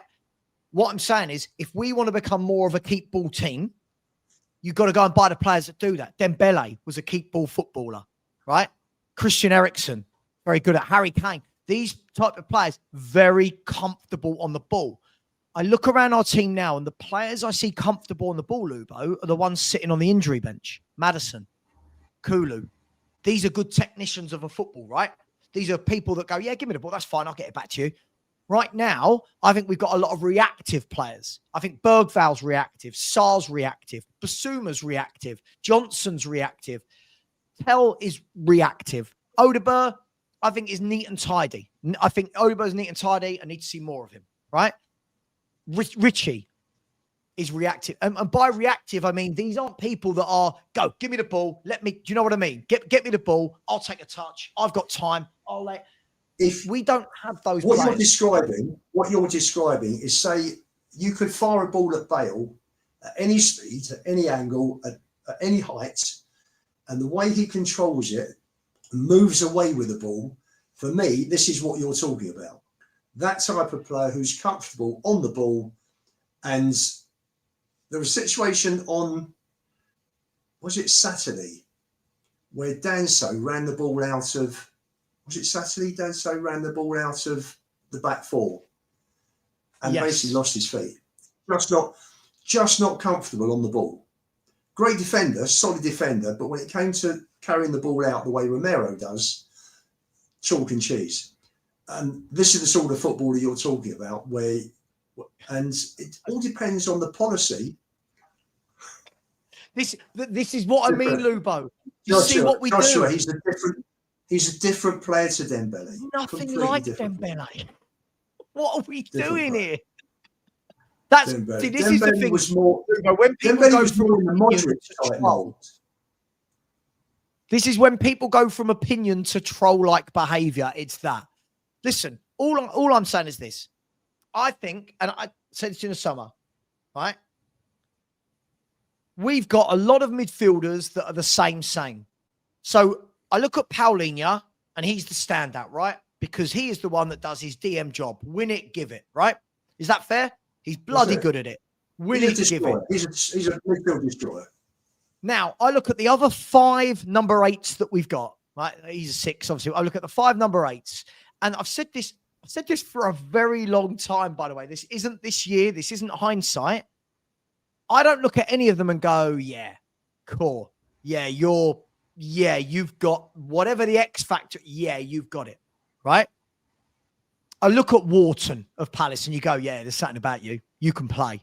Do you know what I mean? You can play. You're tidy with your feet, good passing, gets in the tackle as well, box to box, good player, right? I look at Stiller in Germany, quality player. I look at Locatelli, yeah, you want the ball, you dictate the game, brilliant, right? I look at Declan Rice, absolutely the same, right? You look at Declan Rice, look at Zubimendi. I look at Caicedo and Enzo Fernandez, right? You look at Nico Gonzalez yesterday for Man City. Look at Rodri. Look at Ryan, right? Now, I look at ours and I go, there's just not the quality there. There's just not. I don't look at a midfield that's capable of dictating games against top teams. I don't.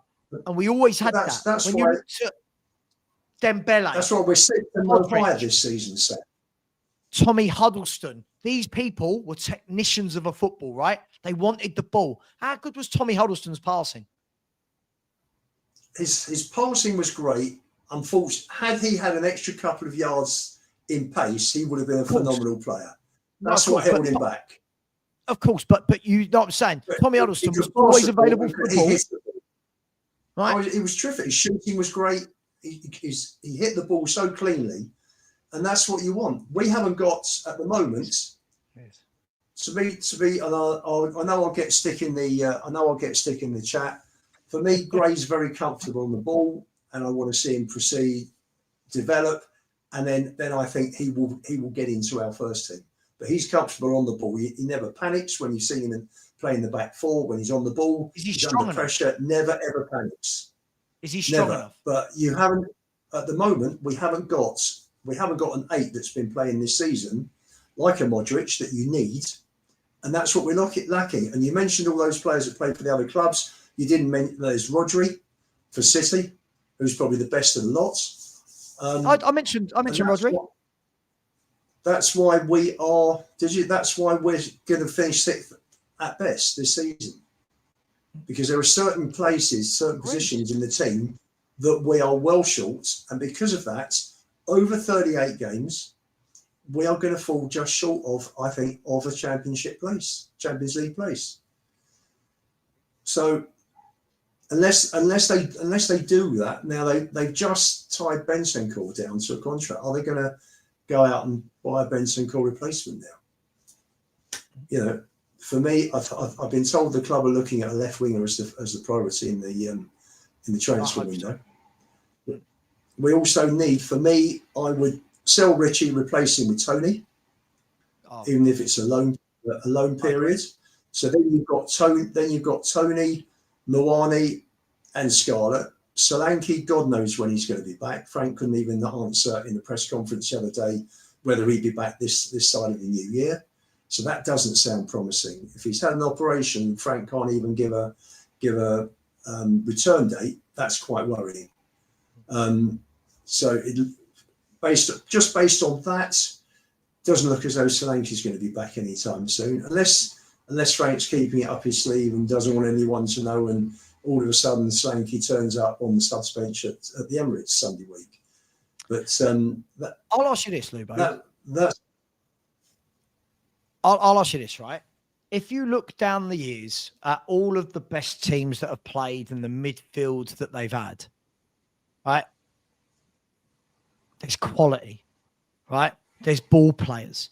And this is the one thing we're lacking. We are lacking a ball player so much, right? I can tell, by the way, who watches other leagues and who doesn't. Because when I see people talking about Locatelli, they've not what I can tell, but they're not watching him. We need that guy. We need that guy that gets the ball.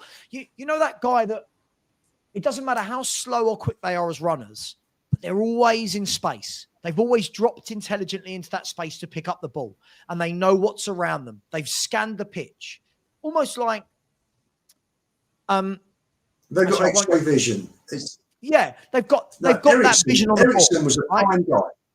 Ericsson, you got a picture of the pitch. Right, exactly. Right, and we don't have that. Like if you look at our best teams through the last 20 odd years, right? I'll go back to about 2005, that era, right?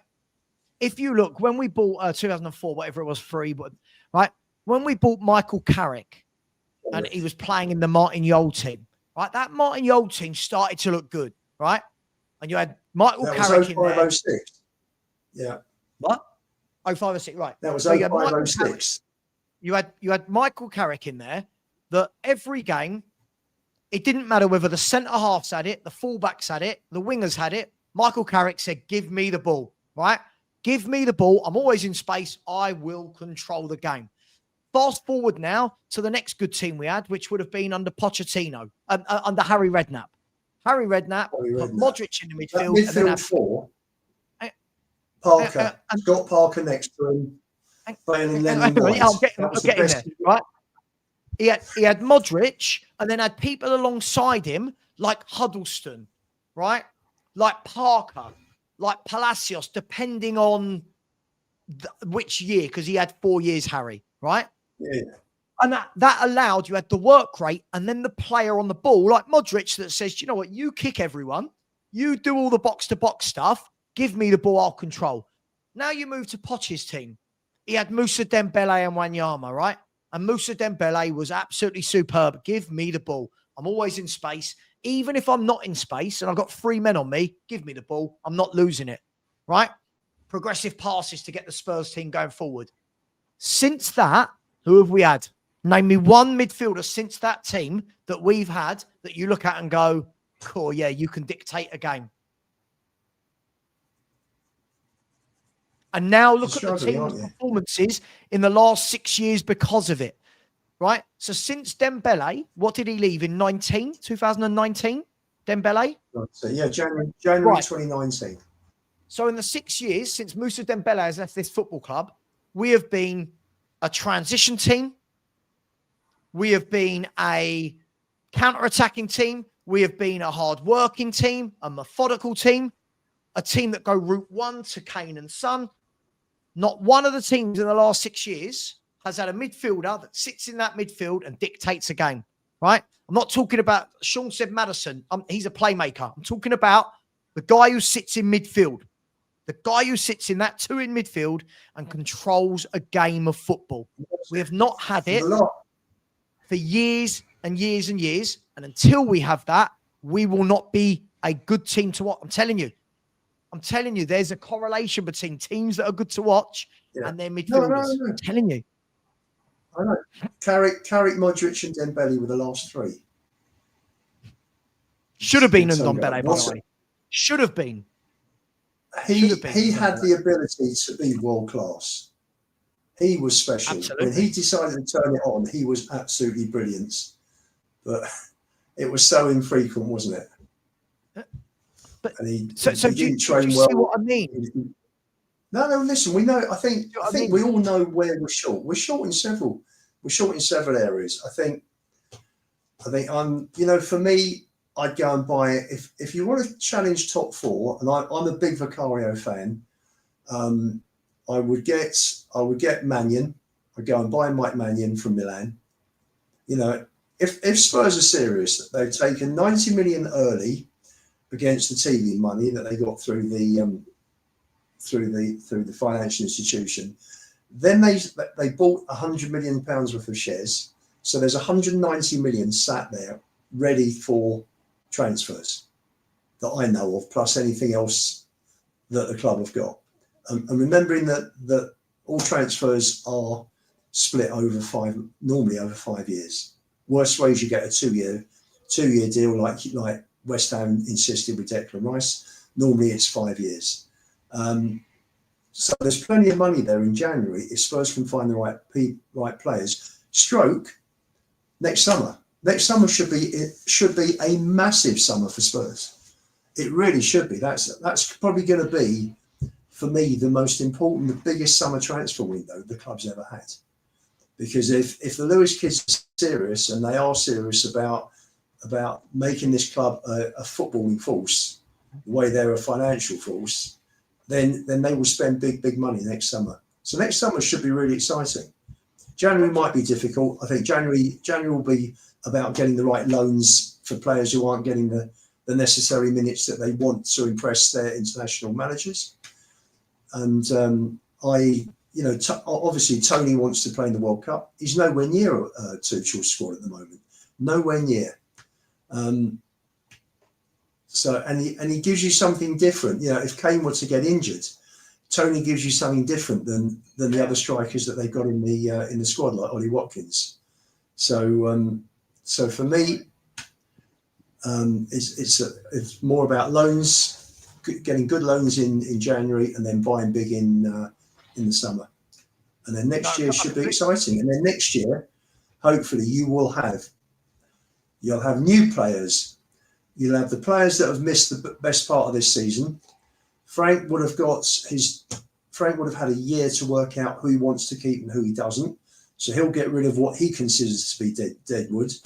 I believe you'll have Mikey Moore, who I'm sure will benefit big time from this season in Glasgow. And if that continues to go well, then for him and Vuskovic, I think they will come into the squad. It's exciting. It is exciting. At the moment, we're well short, and because of that, I don't see us finishing any higher than 6th, maybe 7th, 8th. And that, again, that depends on clubs, all the other clubs as well, with injuries, whether they're going to be affected by injuries, what clubs are going to be affected by playing in Europe, like we will be, other clubs that will benefit from not being in Europe, like United, and who comes in. So it's going to be an interesting second half of the season. Very interesting. I agree. And let me just show you this. And I think you started off this show by saying like that we're light years away from the big 4 clubs, right? And we are. So. We are light years away. I know Liverpool are a mess at the moment, but form is temporary, class is permanent. I don't expect Liverpool to be like this all season, right? This is what the big clubs have got, Lubo. This is what the big clubs have got. This is our best one that does it in Bentancur. Ready? Just look at this, right? So just so people know, that is Caicedo in blue, Nico Gonzalez in green, and Declan Rice in red, right? Now, let's be brutally honest, Lubo. This is what we're up against. This is the engine room of these teams. This is the engine room of the 3 teams that are the top 3 in the Premier League right now. This is the engine room of the teams that win the most trophies, right? These are the level of player they have. And that's why I'm saying when people are going, oh, I'm too harsh on our footballers, we need one of these. We need to go out and find someone like this. We need to, Lubo. I'm not saying that will solve everything, but I think you'll then see Spurs be a lot calmer on the ball, have a lot more possession, and just somebody that doesn't panic and just keeps the game ticking over. We're miles away, Lubo. From when I see fans go, Spurs should be 4th, mate, we are miles off of these teams. Miles. But will we now, this is the key question, will the club go out and spend the big money that Chelsea spent on Enzo and Caicedo, 220 million for those 2. Declan Rice, 105 million. They're going out and they're buying quality. They're buying players are going to give you 8, 7, 8, 9, 10 out of 10 every single week. Every week. And that's what the top clubs have got. So if you're going to spend that big money, then, you're looking at, everyone's saying how great Paulinho is, and he's been one of our best players this season. But Caicedo will do that job and more. So if you're looking at an upgrade on Paulinho, if he, because it is a loan period and he is 30, so you've got to go out and spend that sort of money. You've got to spend 100 million on top players. This is the money that initially Steve Parish wanted for Adam Walton this season before he shut the whole thing down. So, Spurs going to go and spend 100 million on Adam Walton. But this is what you've got to do, right? Look at these 2, Lubo. Look at these 2, right? Now, these 2 don't play for the biggest clubs in Europe, right? Who are these players? Everyone in the chat, have a guess. Now, we know Bentancur's in the yellow. Tell me who the pink is and tell me who the red is, right? Now, these are the sort of players we should buy. Now, one of these is somebody that Danny and I said last summer was available for 30 million euros, right? Well, neither of these 2 players play in the Premier League, right? So I'll let you know the pink, right? The pink is Angelo Stiller. Hang on, no, the pink is Angelo Stiller from Stuttgart, and the red or the reddish is Manu Kone of Roma, right? These are players Spurs should be looking at, right? Manu Kone was available for 30 million euros last summer. 30 million euros, right? Angelo Stiller is on Man United's radar, right? Tell you, people could tell me whatever player you want me to put in, right? Adam Wharton. Put in Adam Wharton. Now, listen, this isn't the be-all and end-all, but it gives you an idea, right? A visual. There's Wharton in the green. So again, nowhere near the levels of those players, but still a very good player with progressive passing, key passing, duels. So more of an all-rounder, right? Look at, this is what we need. This is what we need, Lubo. We need players of this caliber, right? And Joshua, we'll get there. saying, We'll is it a there. Frank issue? Hang on. Josh, these players have looked like this for years. Why? This is the level of the players they are. Yeah? Again, Philly said Gomez at Wolves. Gomez at Wolves is a fantastic player, but you know why people look down on him? Because he's playing for Wolves. Right? Look at Gomez at Wolves in the purple. He's a fantastic player. He's a fantastic footballer. Right? People won't want him because he plays for Wolves. Look at, he does everything good. He does everything well.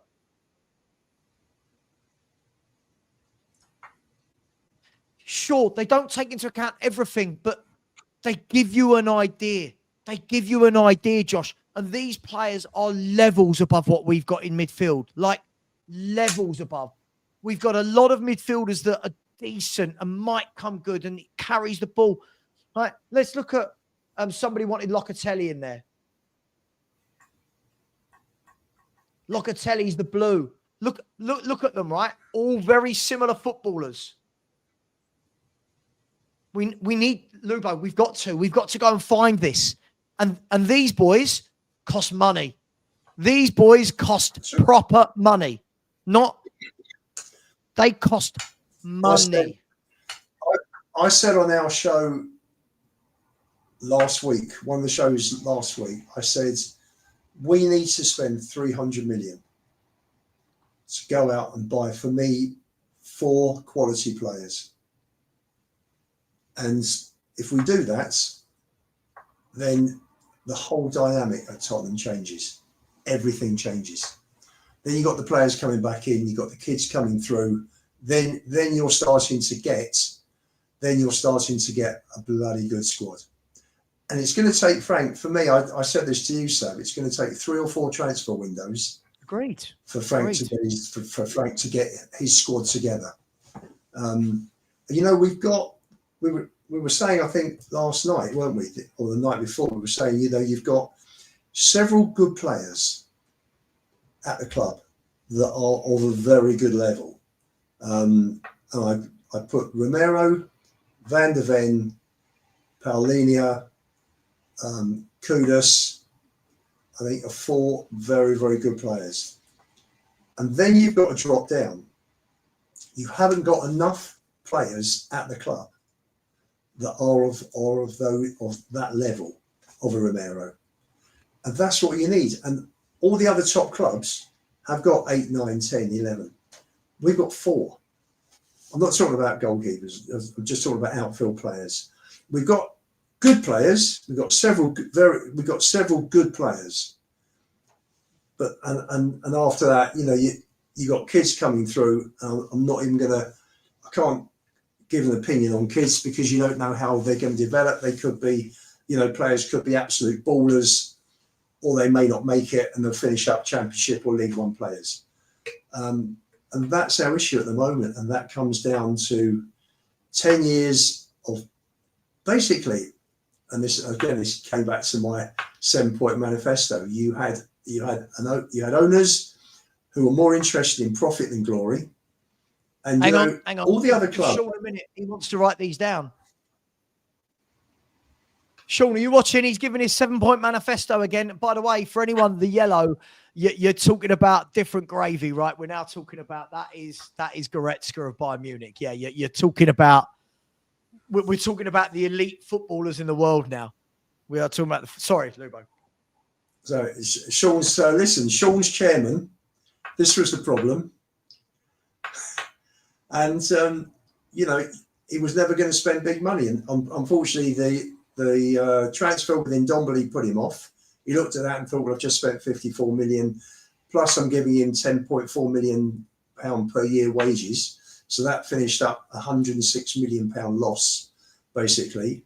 And and they use that as an excuse not to go out and buy these top players that that other clubs are paying. You know, I think Fernandes was 115 million. Just sort of go through the big clubs. Yep. Liverpool spent 125 on Isak. United have spent 85 on Anthony. Okay, that was a disaster for Anthony because it didn't suit him, and I think he's doing better where he's moved to in Europe. But I'm talking about the intent in spending money. Arsenal was Declan Rice, 105, and Man City have spent 100. Their biggest fee is 100 million on Grealish, and we are 57 million on Solanke, and that shows you the difference in intent in the sort of money Spurs have been prepared to spend in the last 25 years against other teams. And spending big money doesn't guarantee you success.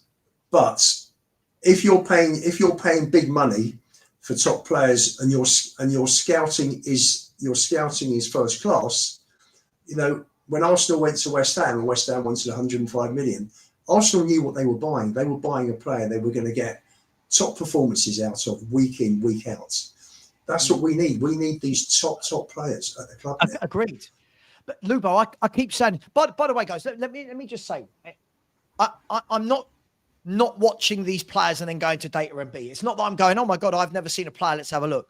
What I'm trying to see is if the data MB data matches up with my opinion, and more often than not, it does. Now, there are going to be situations where it's skewed. I think Sean's brought up a really good point in the chat that if you look at Morgan Rogers, I think we would all love Morgan Rogers, but the data actually shows that he's not done that well.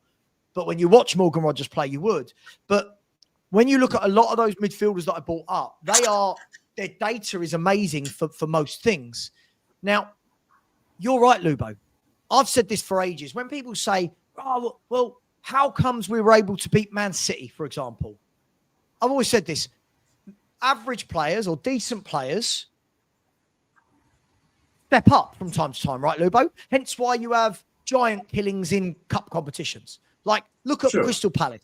Crystal Palace do not have a better team in any way, shape or form than Manchester City. Is that fair? But they stepped up in the FA Cup final, right? Absolutely. In a one-off game.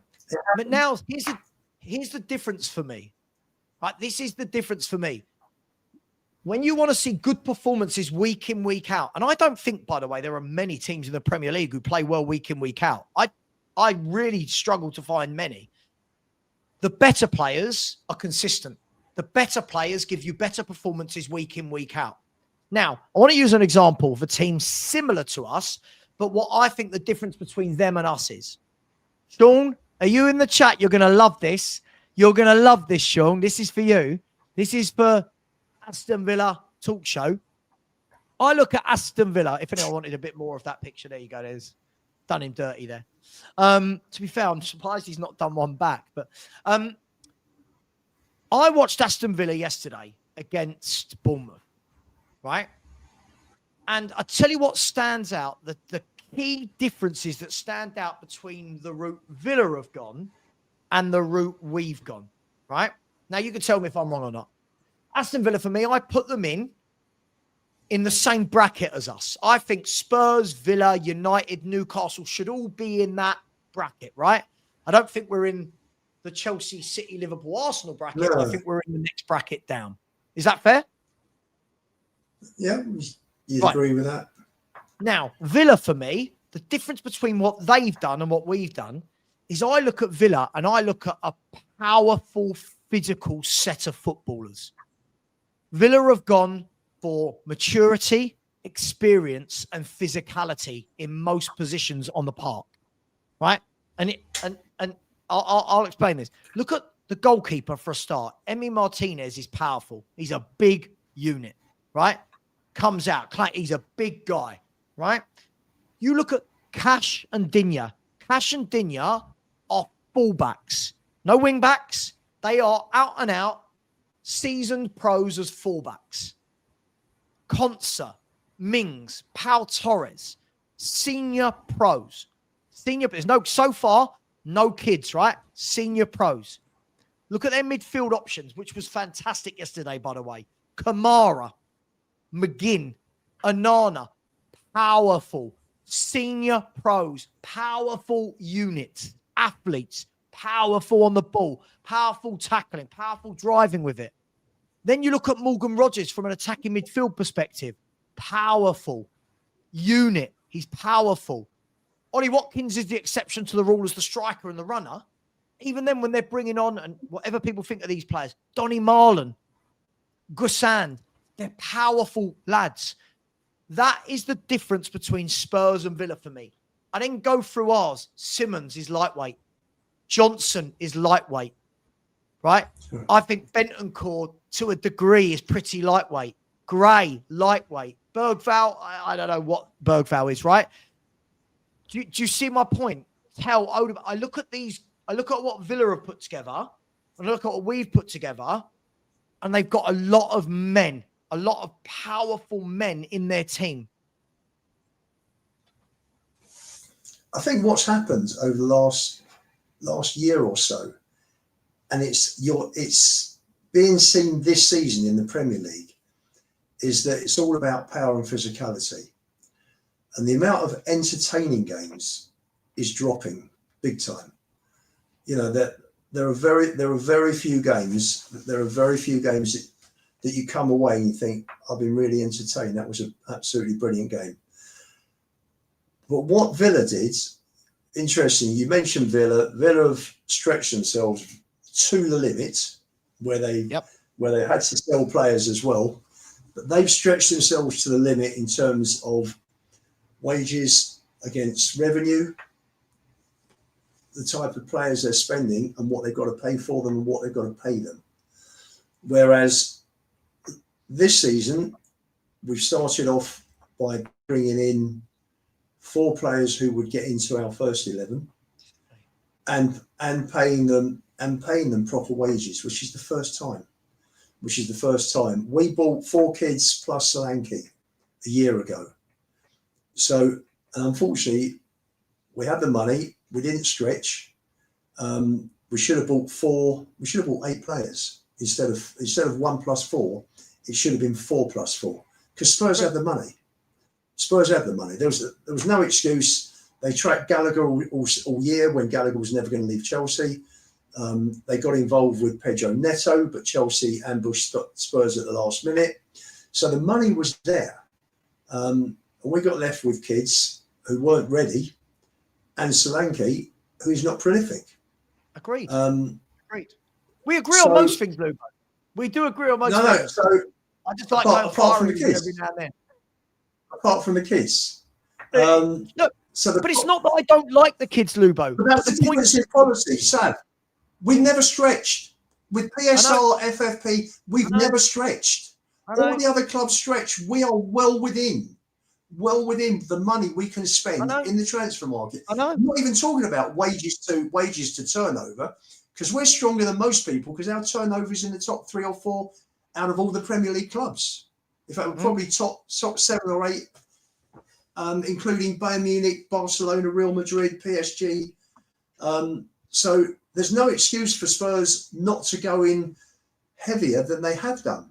And that's the difference. Villa pushed themselves right to the limit, and when they lost Champions League football, they found they had to start sort of getting rid of 1 or 2 players. Villa live right on the edge, and we're the other end. You've actually, us and Villa are the 2 extremes. We're the 2 extremes. Can I tell you what I'd like, Lubo? If you look at, go on. Can I tell you what I'd like? What I'd actually like is, rather than sitting out here and arguing about Bergvall and Odebeers every week, I'd love for those guys to have some proper top footballers in front of them to be learning off, right? Right now, we owe it to an Odebeer. Odebeer should have a top-class left winger in front of him, right? A top class left winger that he gets to play with, train with, that can mentor him, that he replaces for 10, 15 minutes at the end of the games, that plays every now and then, and you're going, go on, learn from that guy, right? Bergvall should have a top quality ball carrying midfielder in front of him to learn from. Now, by the way, I used Aston Villa for my example, Lubo, not because, oh my God, Aston Villa are the greatest team in the world, but because I think they're kind of where we are. Now, I think we need we need to go and buy some power. I think we need some power in these windows. This is why when people knock me for this, Lubo, I want a Conor Gallagher in midfield. You know why? He's a man. Conor Gallagher's a man. He's not a boy.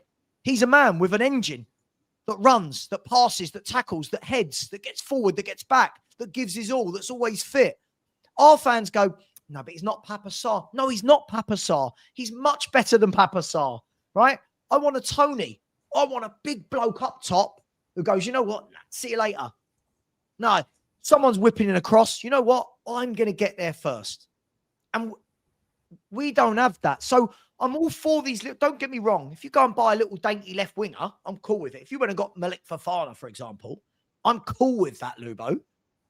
But around the park, we've got to start getting, you're right. You've always been right about this. And I've never doubted this part of your 7-point manifesto. I've never doubted this part of it. We have been crap in transfer windows for years, right? It has left us with what we have got. But the byproduct of that is the fans are now very frustrated. We don't play good football. We don't have this ball playing midfielder. We don't have the... Sure, but that is a byproduct of not buying what you need for years and years upon end.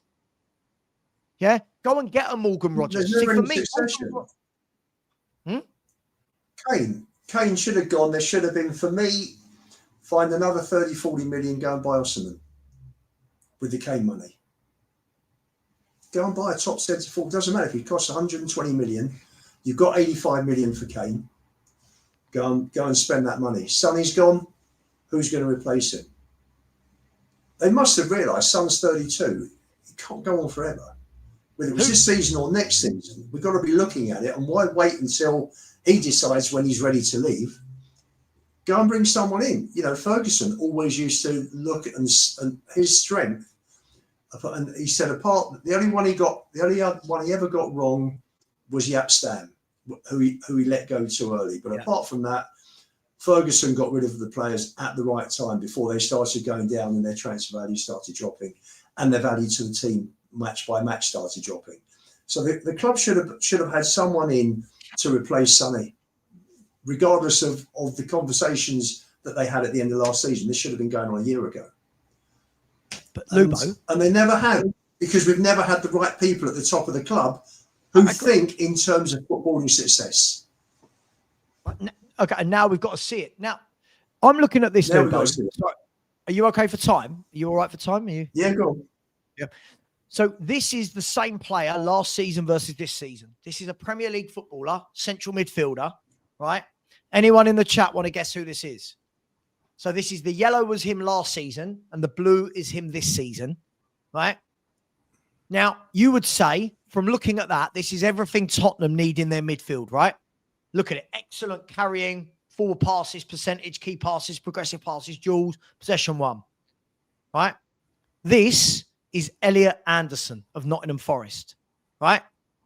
How, Lubo, how have Forest gone and identified this lad and we can't?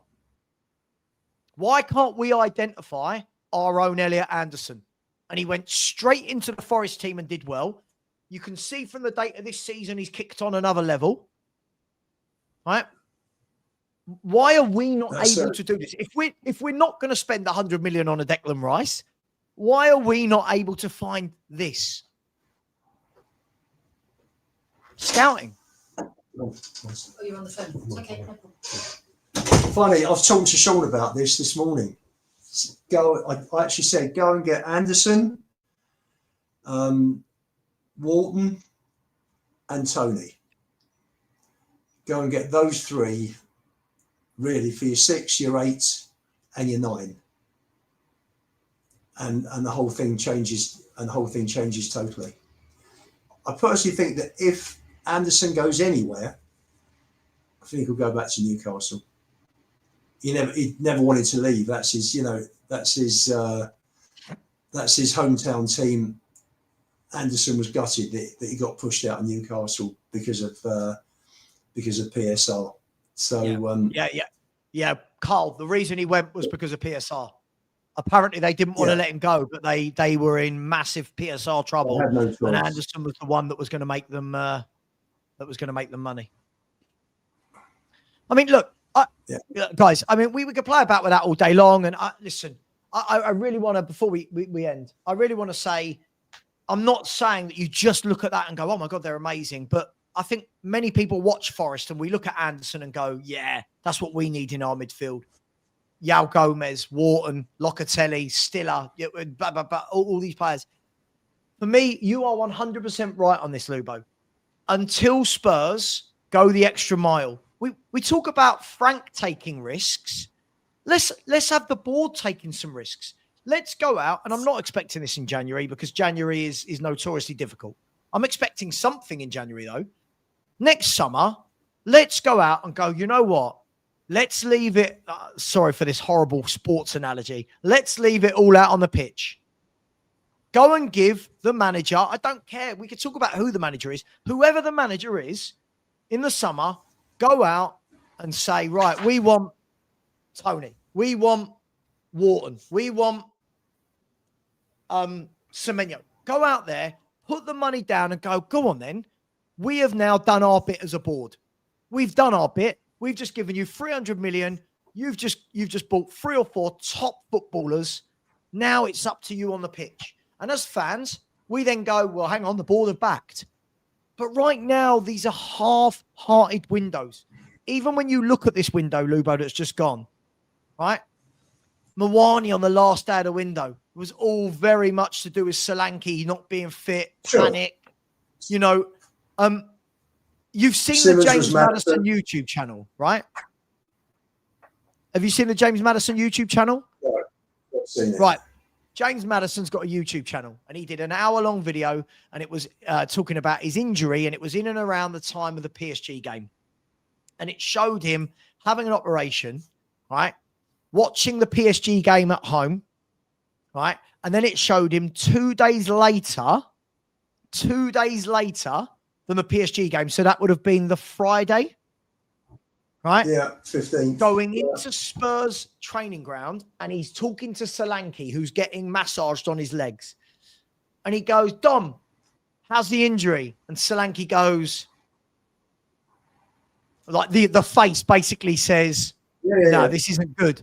The next day, the next 2 days later, Spurs turn around and get Muani on loan because his deal to Juventus fell through. Panic.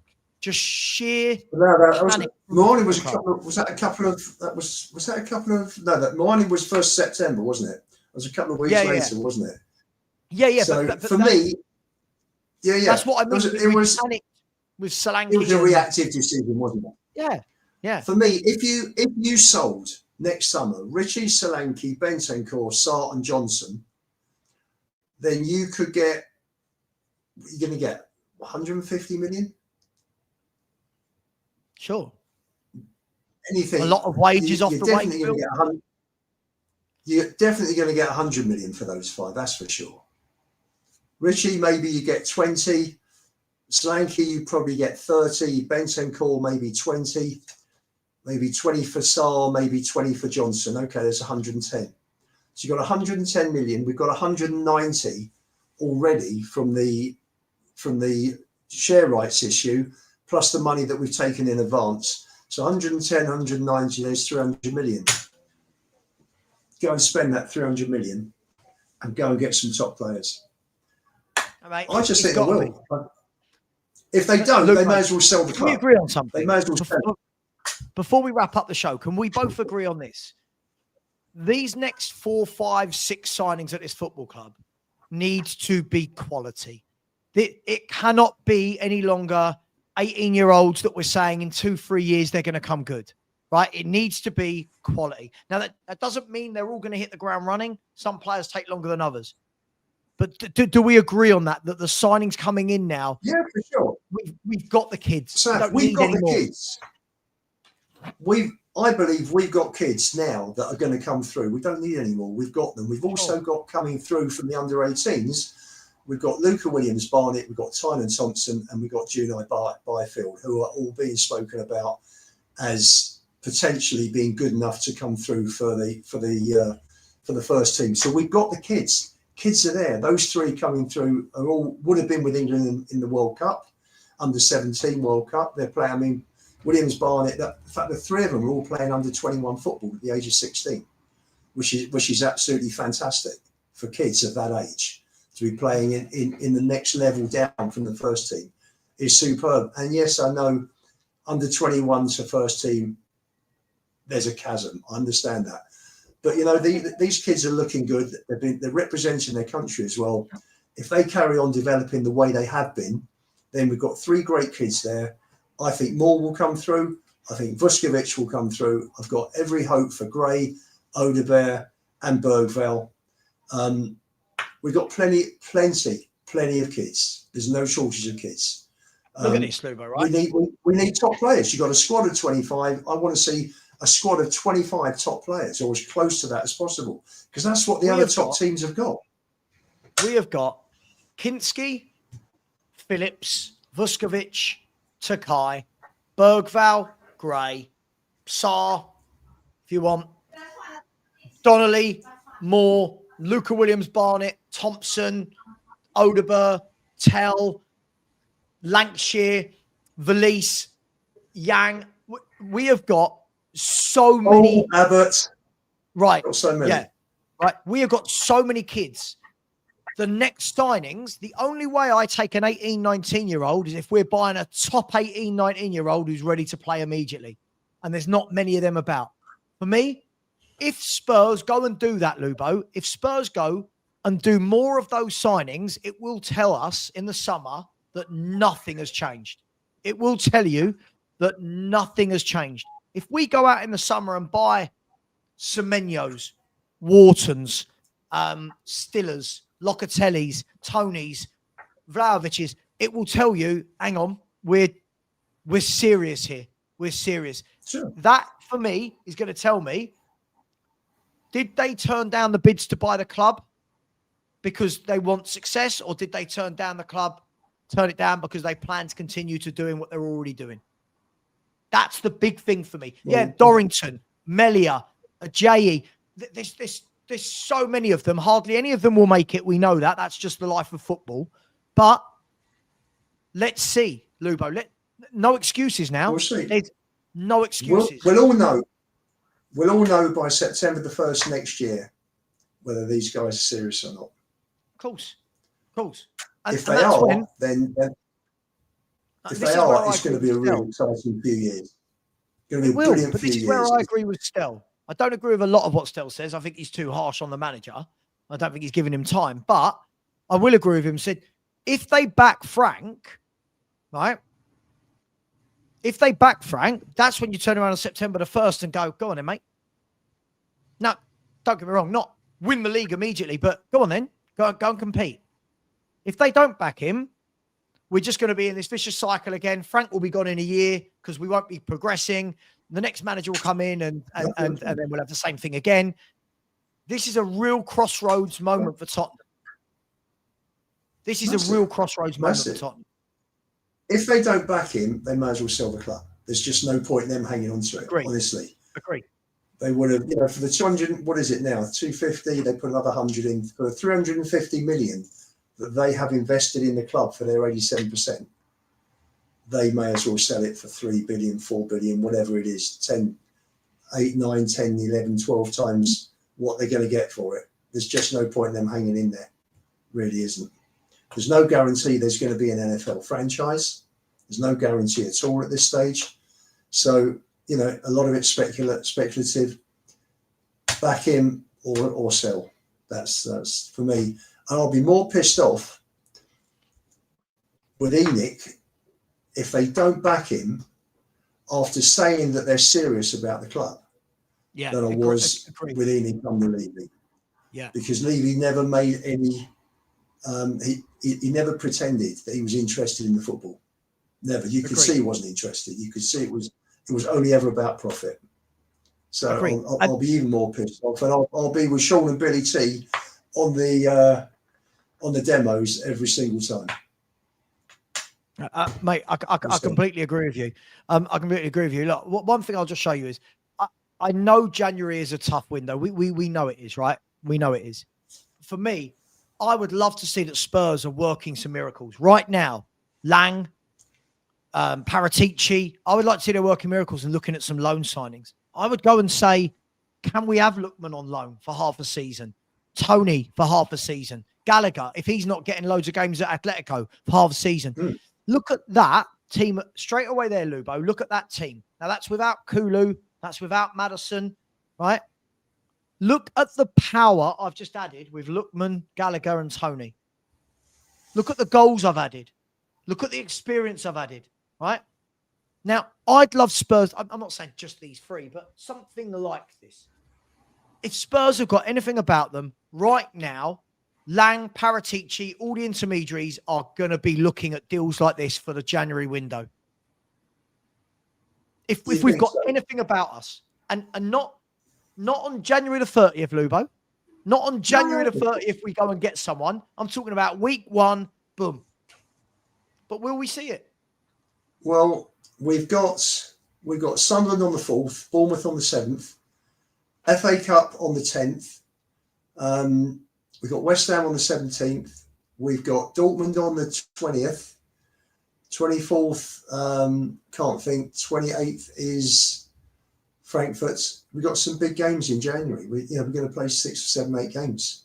So the earlier they get them in, it's what is it? What's it going to be? Sort of 30% of your season in January, possibly 25% of your season. The amount of games, that can make and break a season.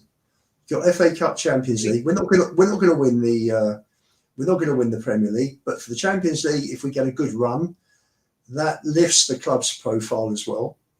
And we need the players for to get into that top 4/5 for next season as well. So it's really important that they're working on it and they're getting in early. And there have been some really good January windows that we've had. If you look at a really good squad player, Danso fits the bill. Yeah. Porro came in Jan. I think Romero come in Jan? I think he might have come in.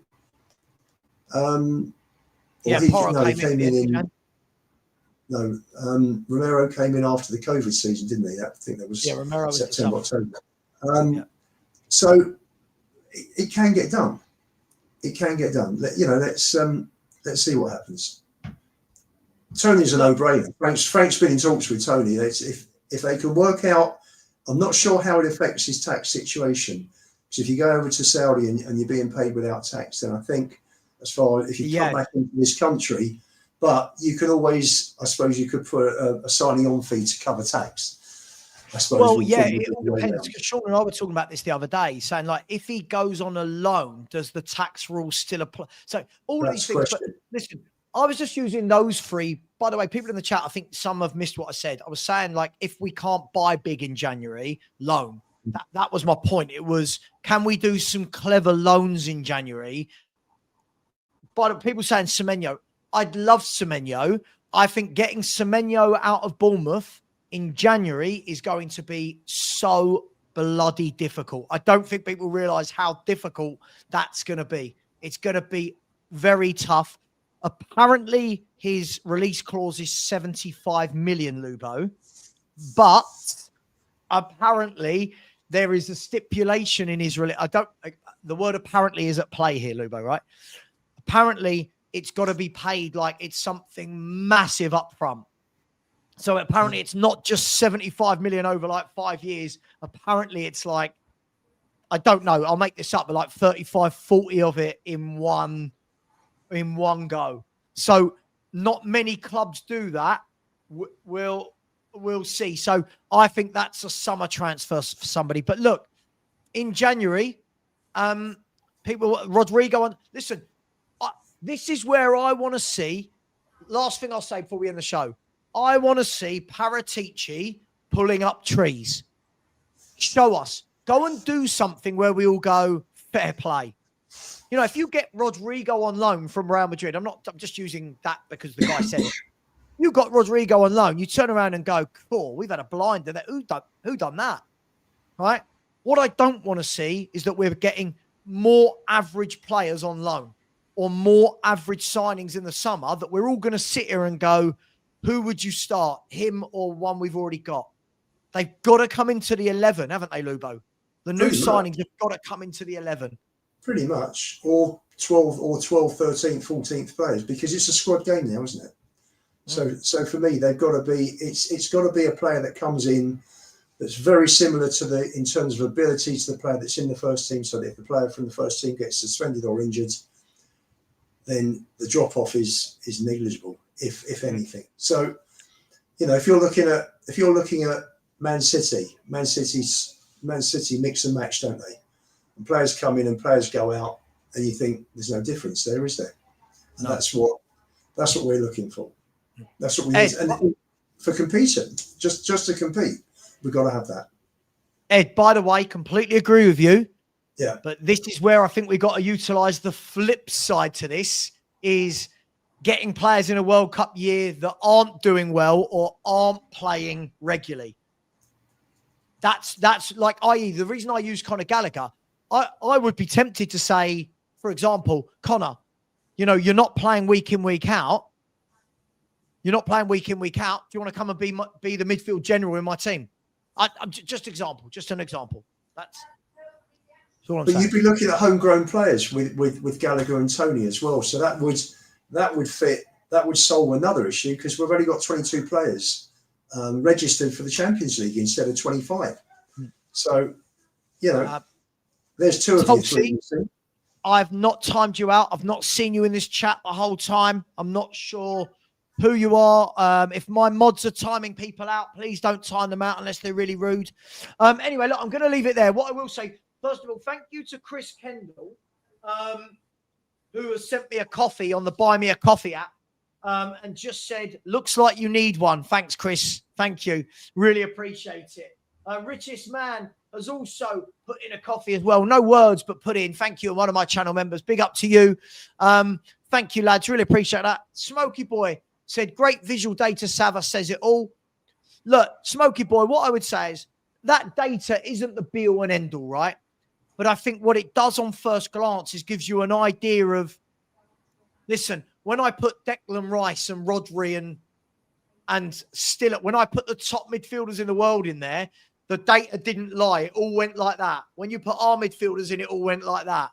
There's a difference. So big up to you, Smoky Boy. Really appreciate you. And as always, Jordan is always very generous to me. I said the only time Sarr makes a successful pass is when he is passing 5 yards sideways to Spence on the left. That's literally all he does. Just because Bentancur needs upgrading doesn't mean Bergvall or Sarr are the answer. And Jordan, this is exactly what I've been saying. Nowhere have I said that Bentancur should be the man going forward. Bentancur, for me, should be a squad option. If Spurs had anything about them, Jordan, we'd go and buy a top player, and now Bentancur becomes a squad player that we see rotated when we've got 3 or 4 games a week, a game every 3 or 4 days. I agree with you. The problem is, I get why people are saying Bergvall or Sarr the answer, because this is what we've got. So it is what it is. Jordan, thank you so much. That is very generous of you indeed. Lubo, thank you very much. Thoroughly enjoyed that. The good bits, the bad bits, and the ugly bits. It was fun. There you go. Guys, the Spurs 5 tonight. You guys like tonight? Yeah, we're on with the 4 of us. We'll be there. 8 o'clock. Be there. There you go. So the Spurs 5 are live tonight at 8 p.m. Please go over and join them at 8 p.m. Right now. It's going to be very entertaining as Stell tries to cook Sean. So that should be quite amusing, guys. I sometimes wonder whether Stell gets more out of Spurs not winning games than winning games. He comes to life. I'm gonna joke. Me and him had some great arguments on WhatsApp yesterday. As friends, people, by the way. I'm gonna send you over to who is this? Saeed. There's not many people live. It's the dreaded international window. When you get over to Saeed, just say Savva or FHTV raid. Doesn't matter which one. Much love. Take care, Lubo. Speak to you soon. And as always, come on, you Spurs, and fuck off international windows. Oh, I hate them. Bye-bye.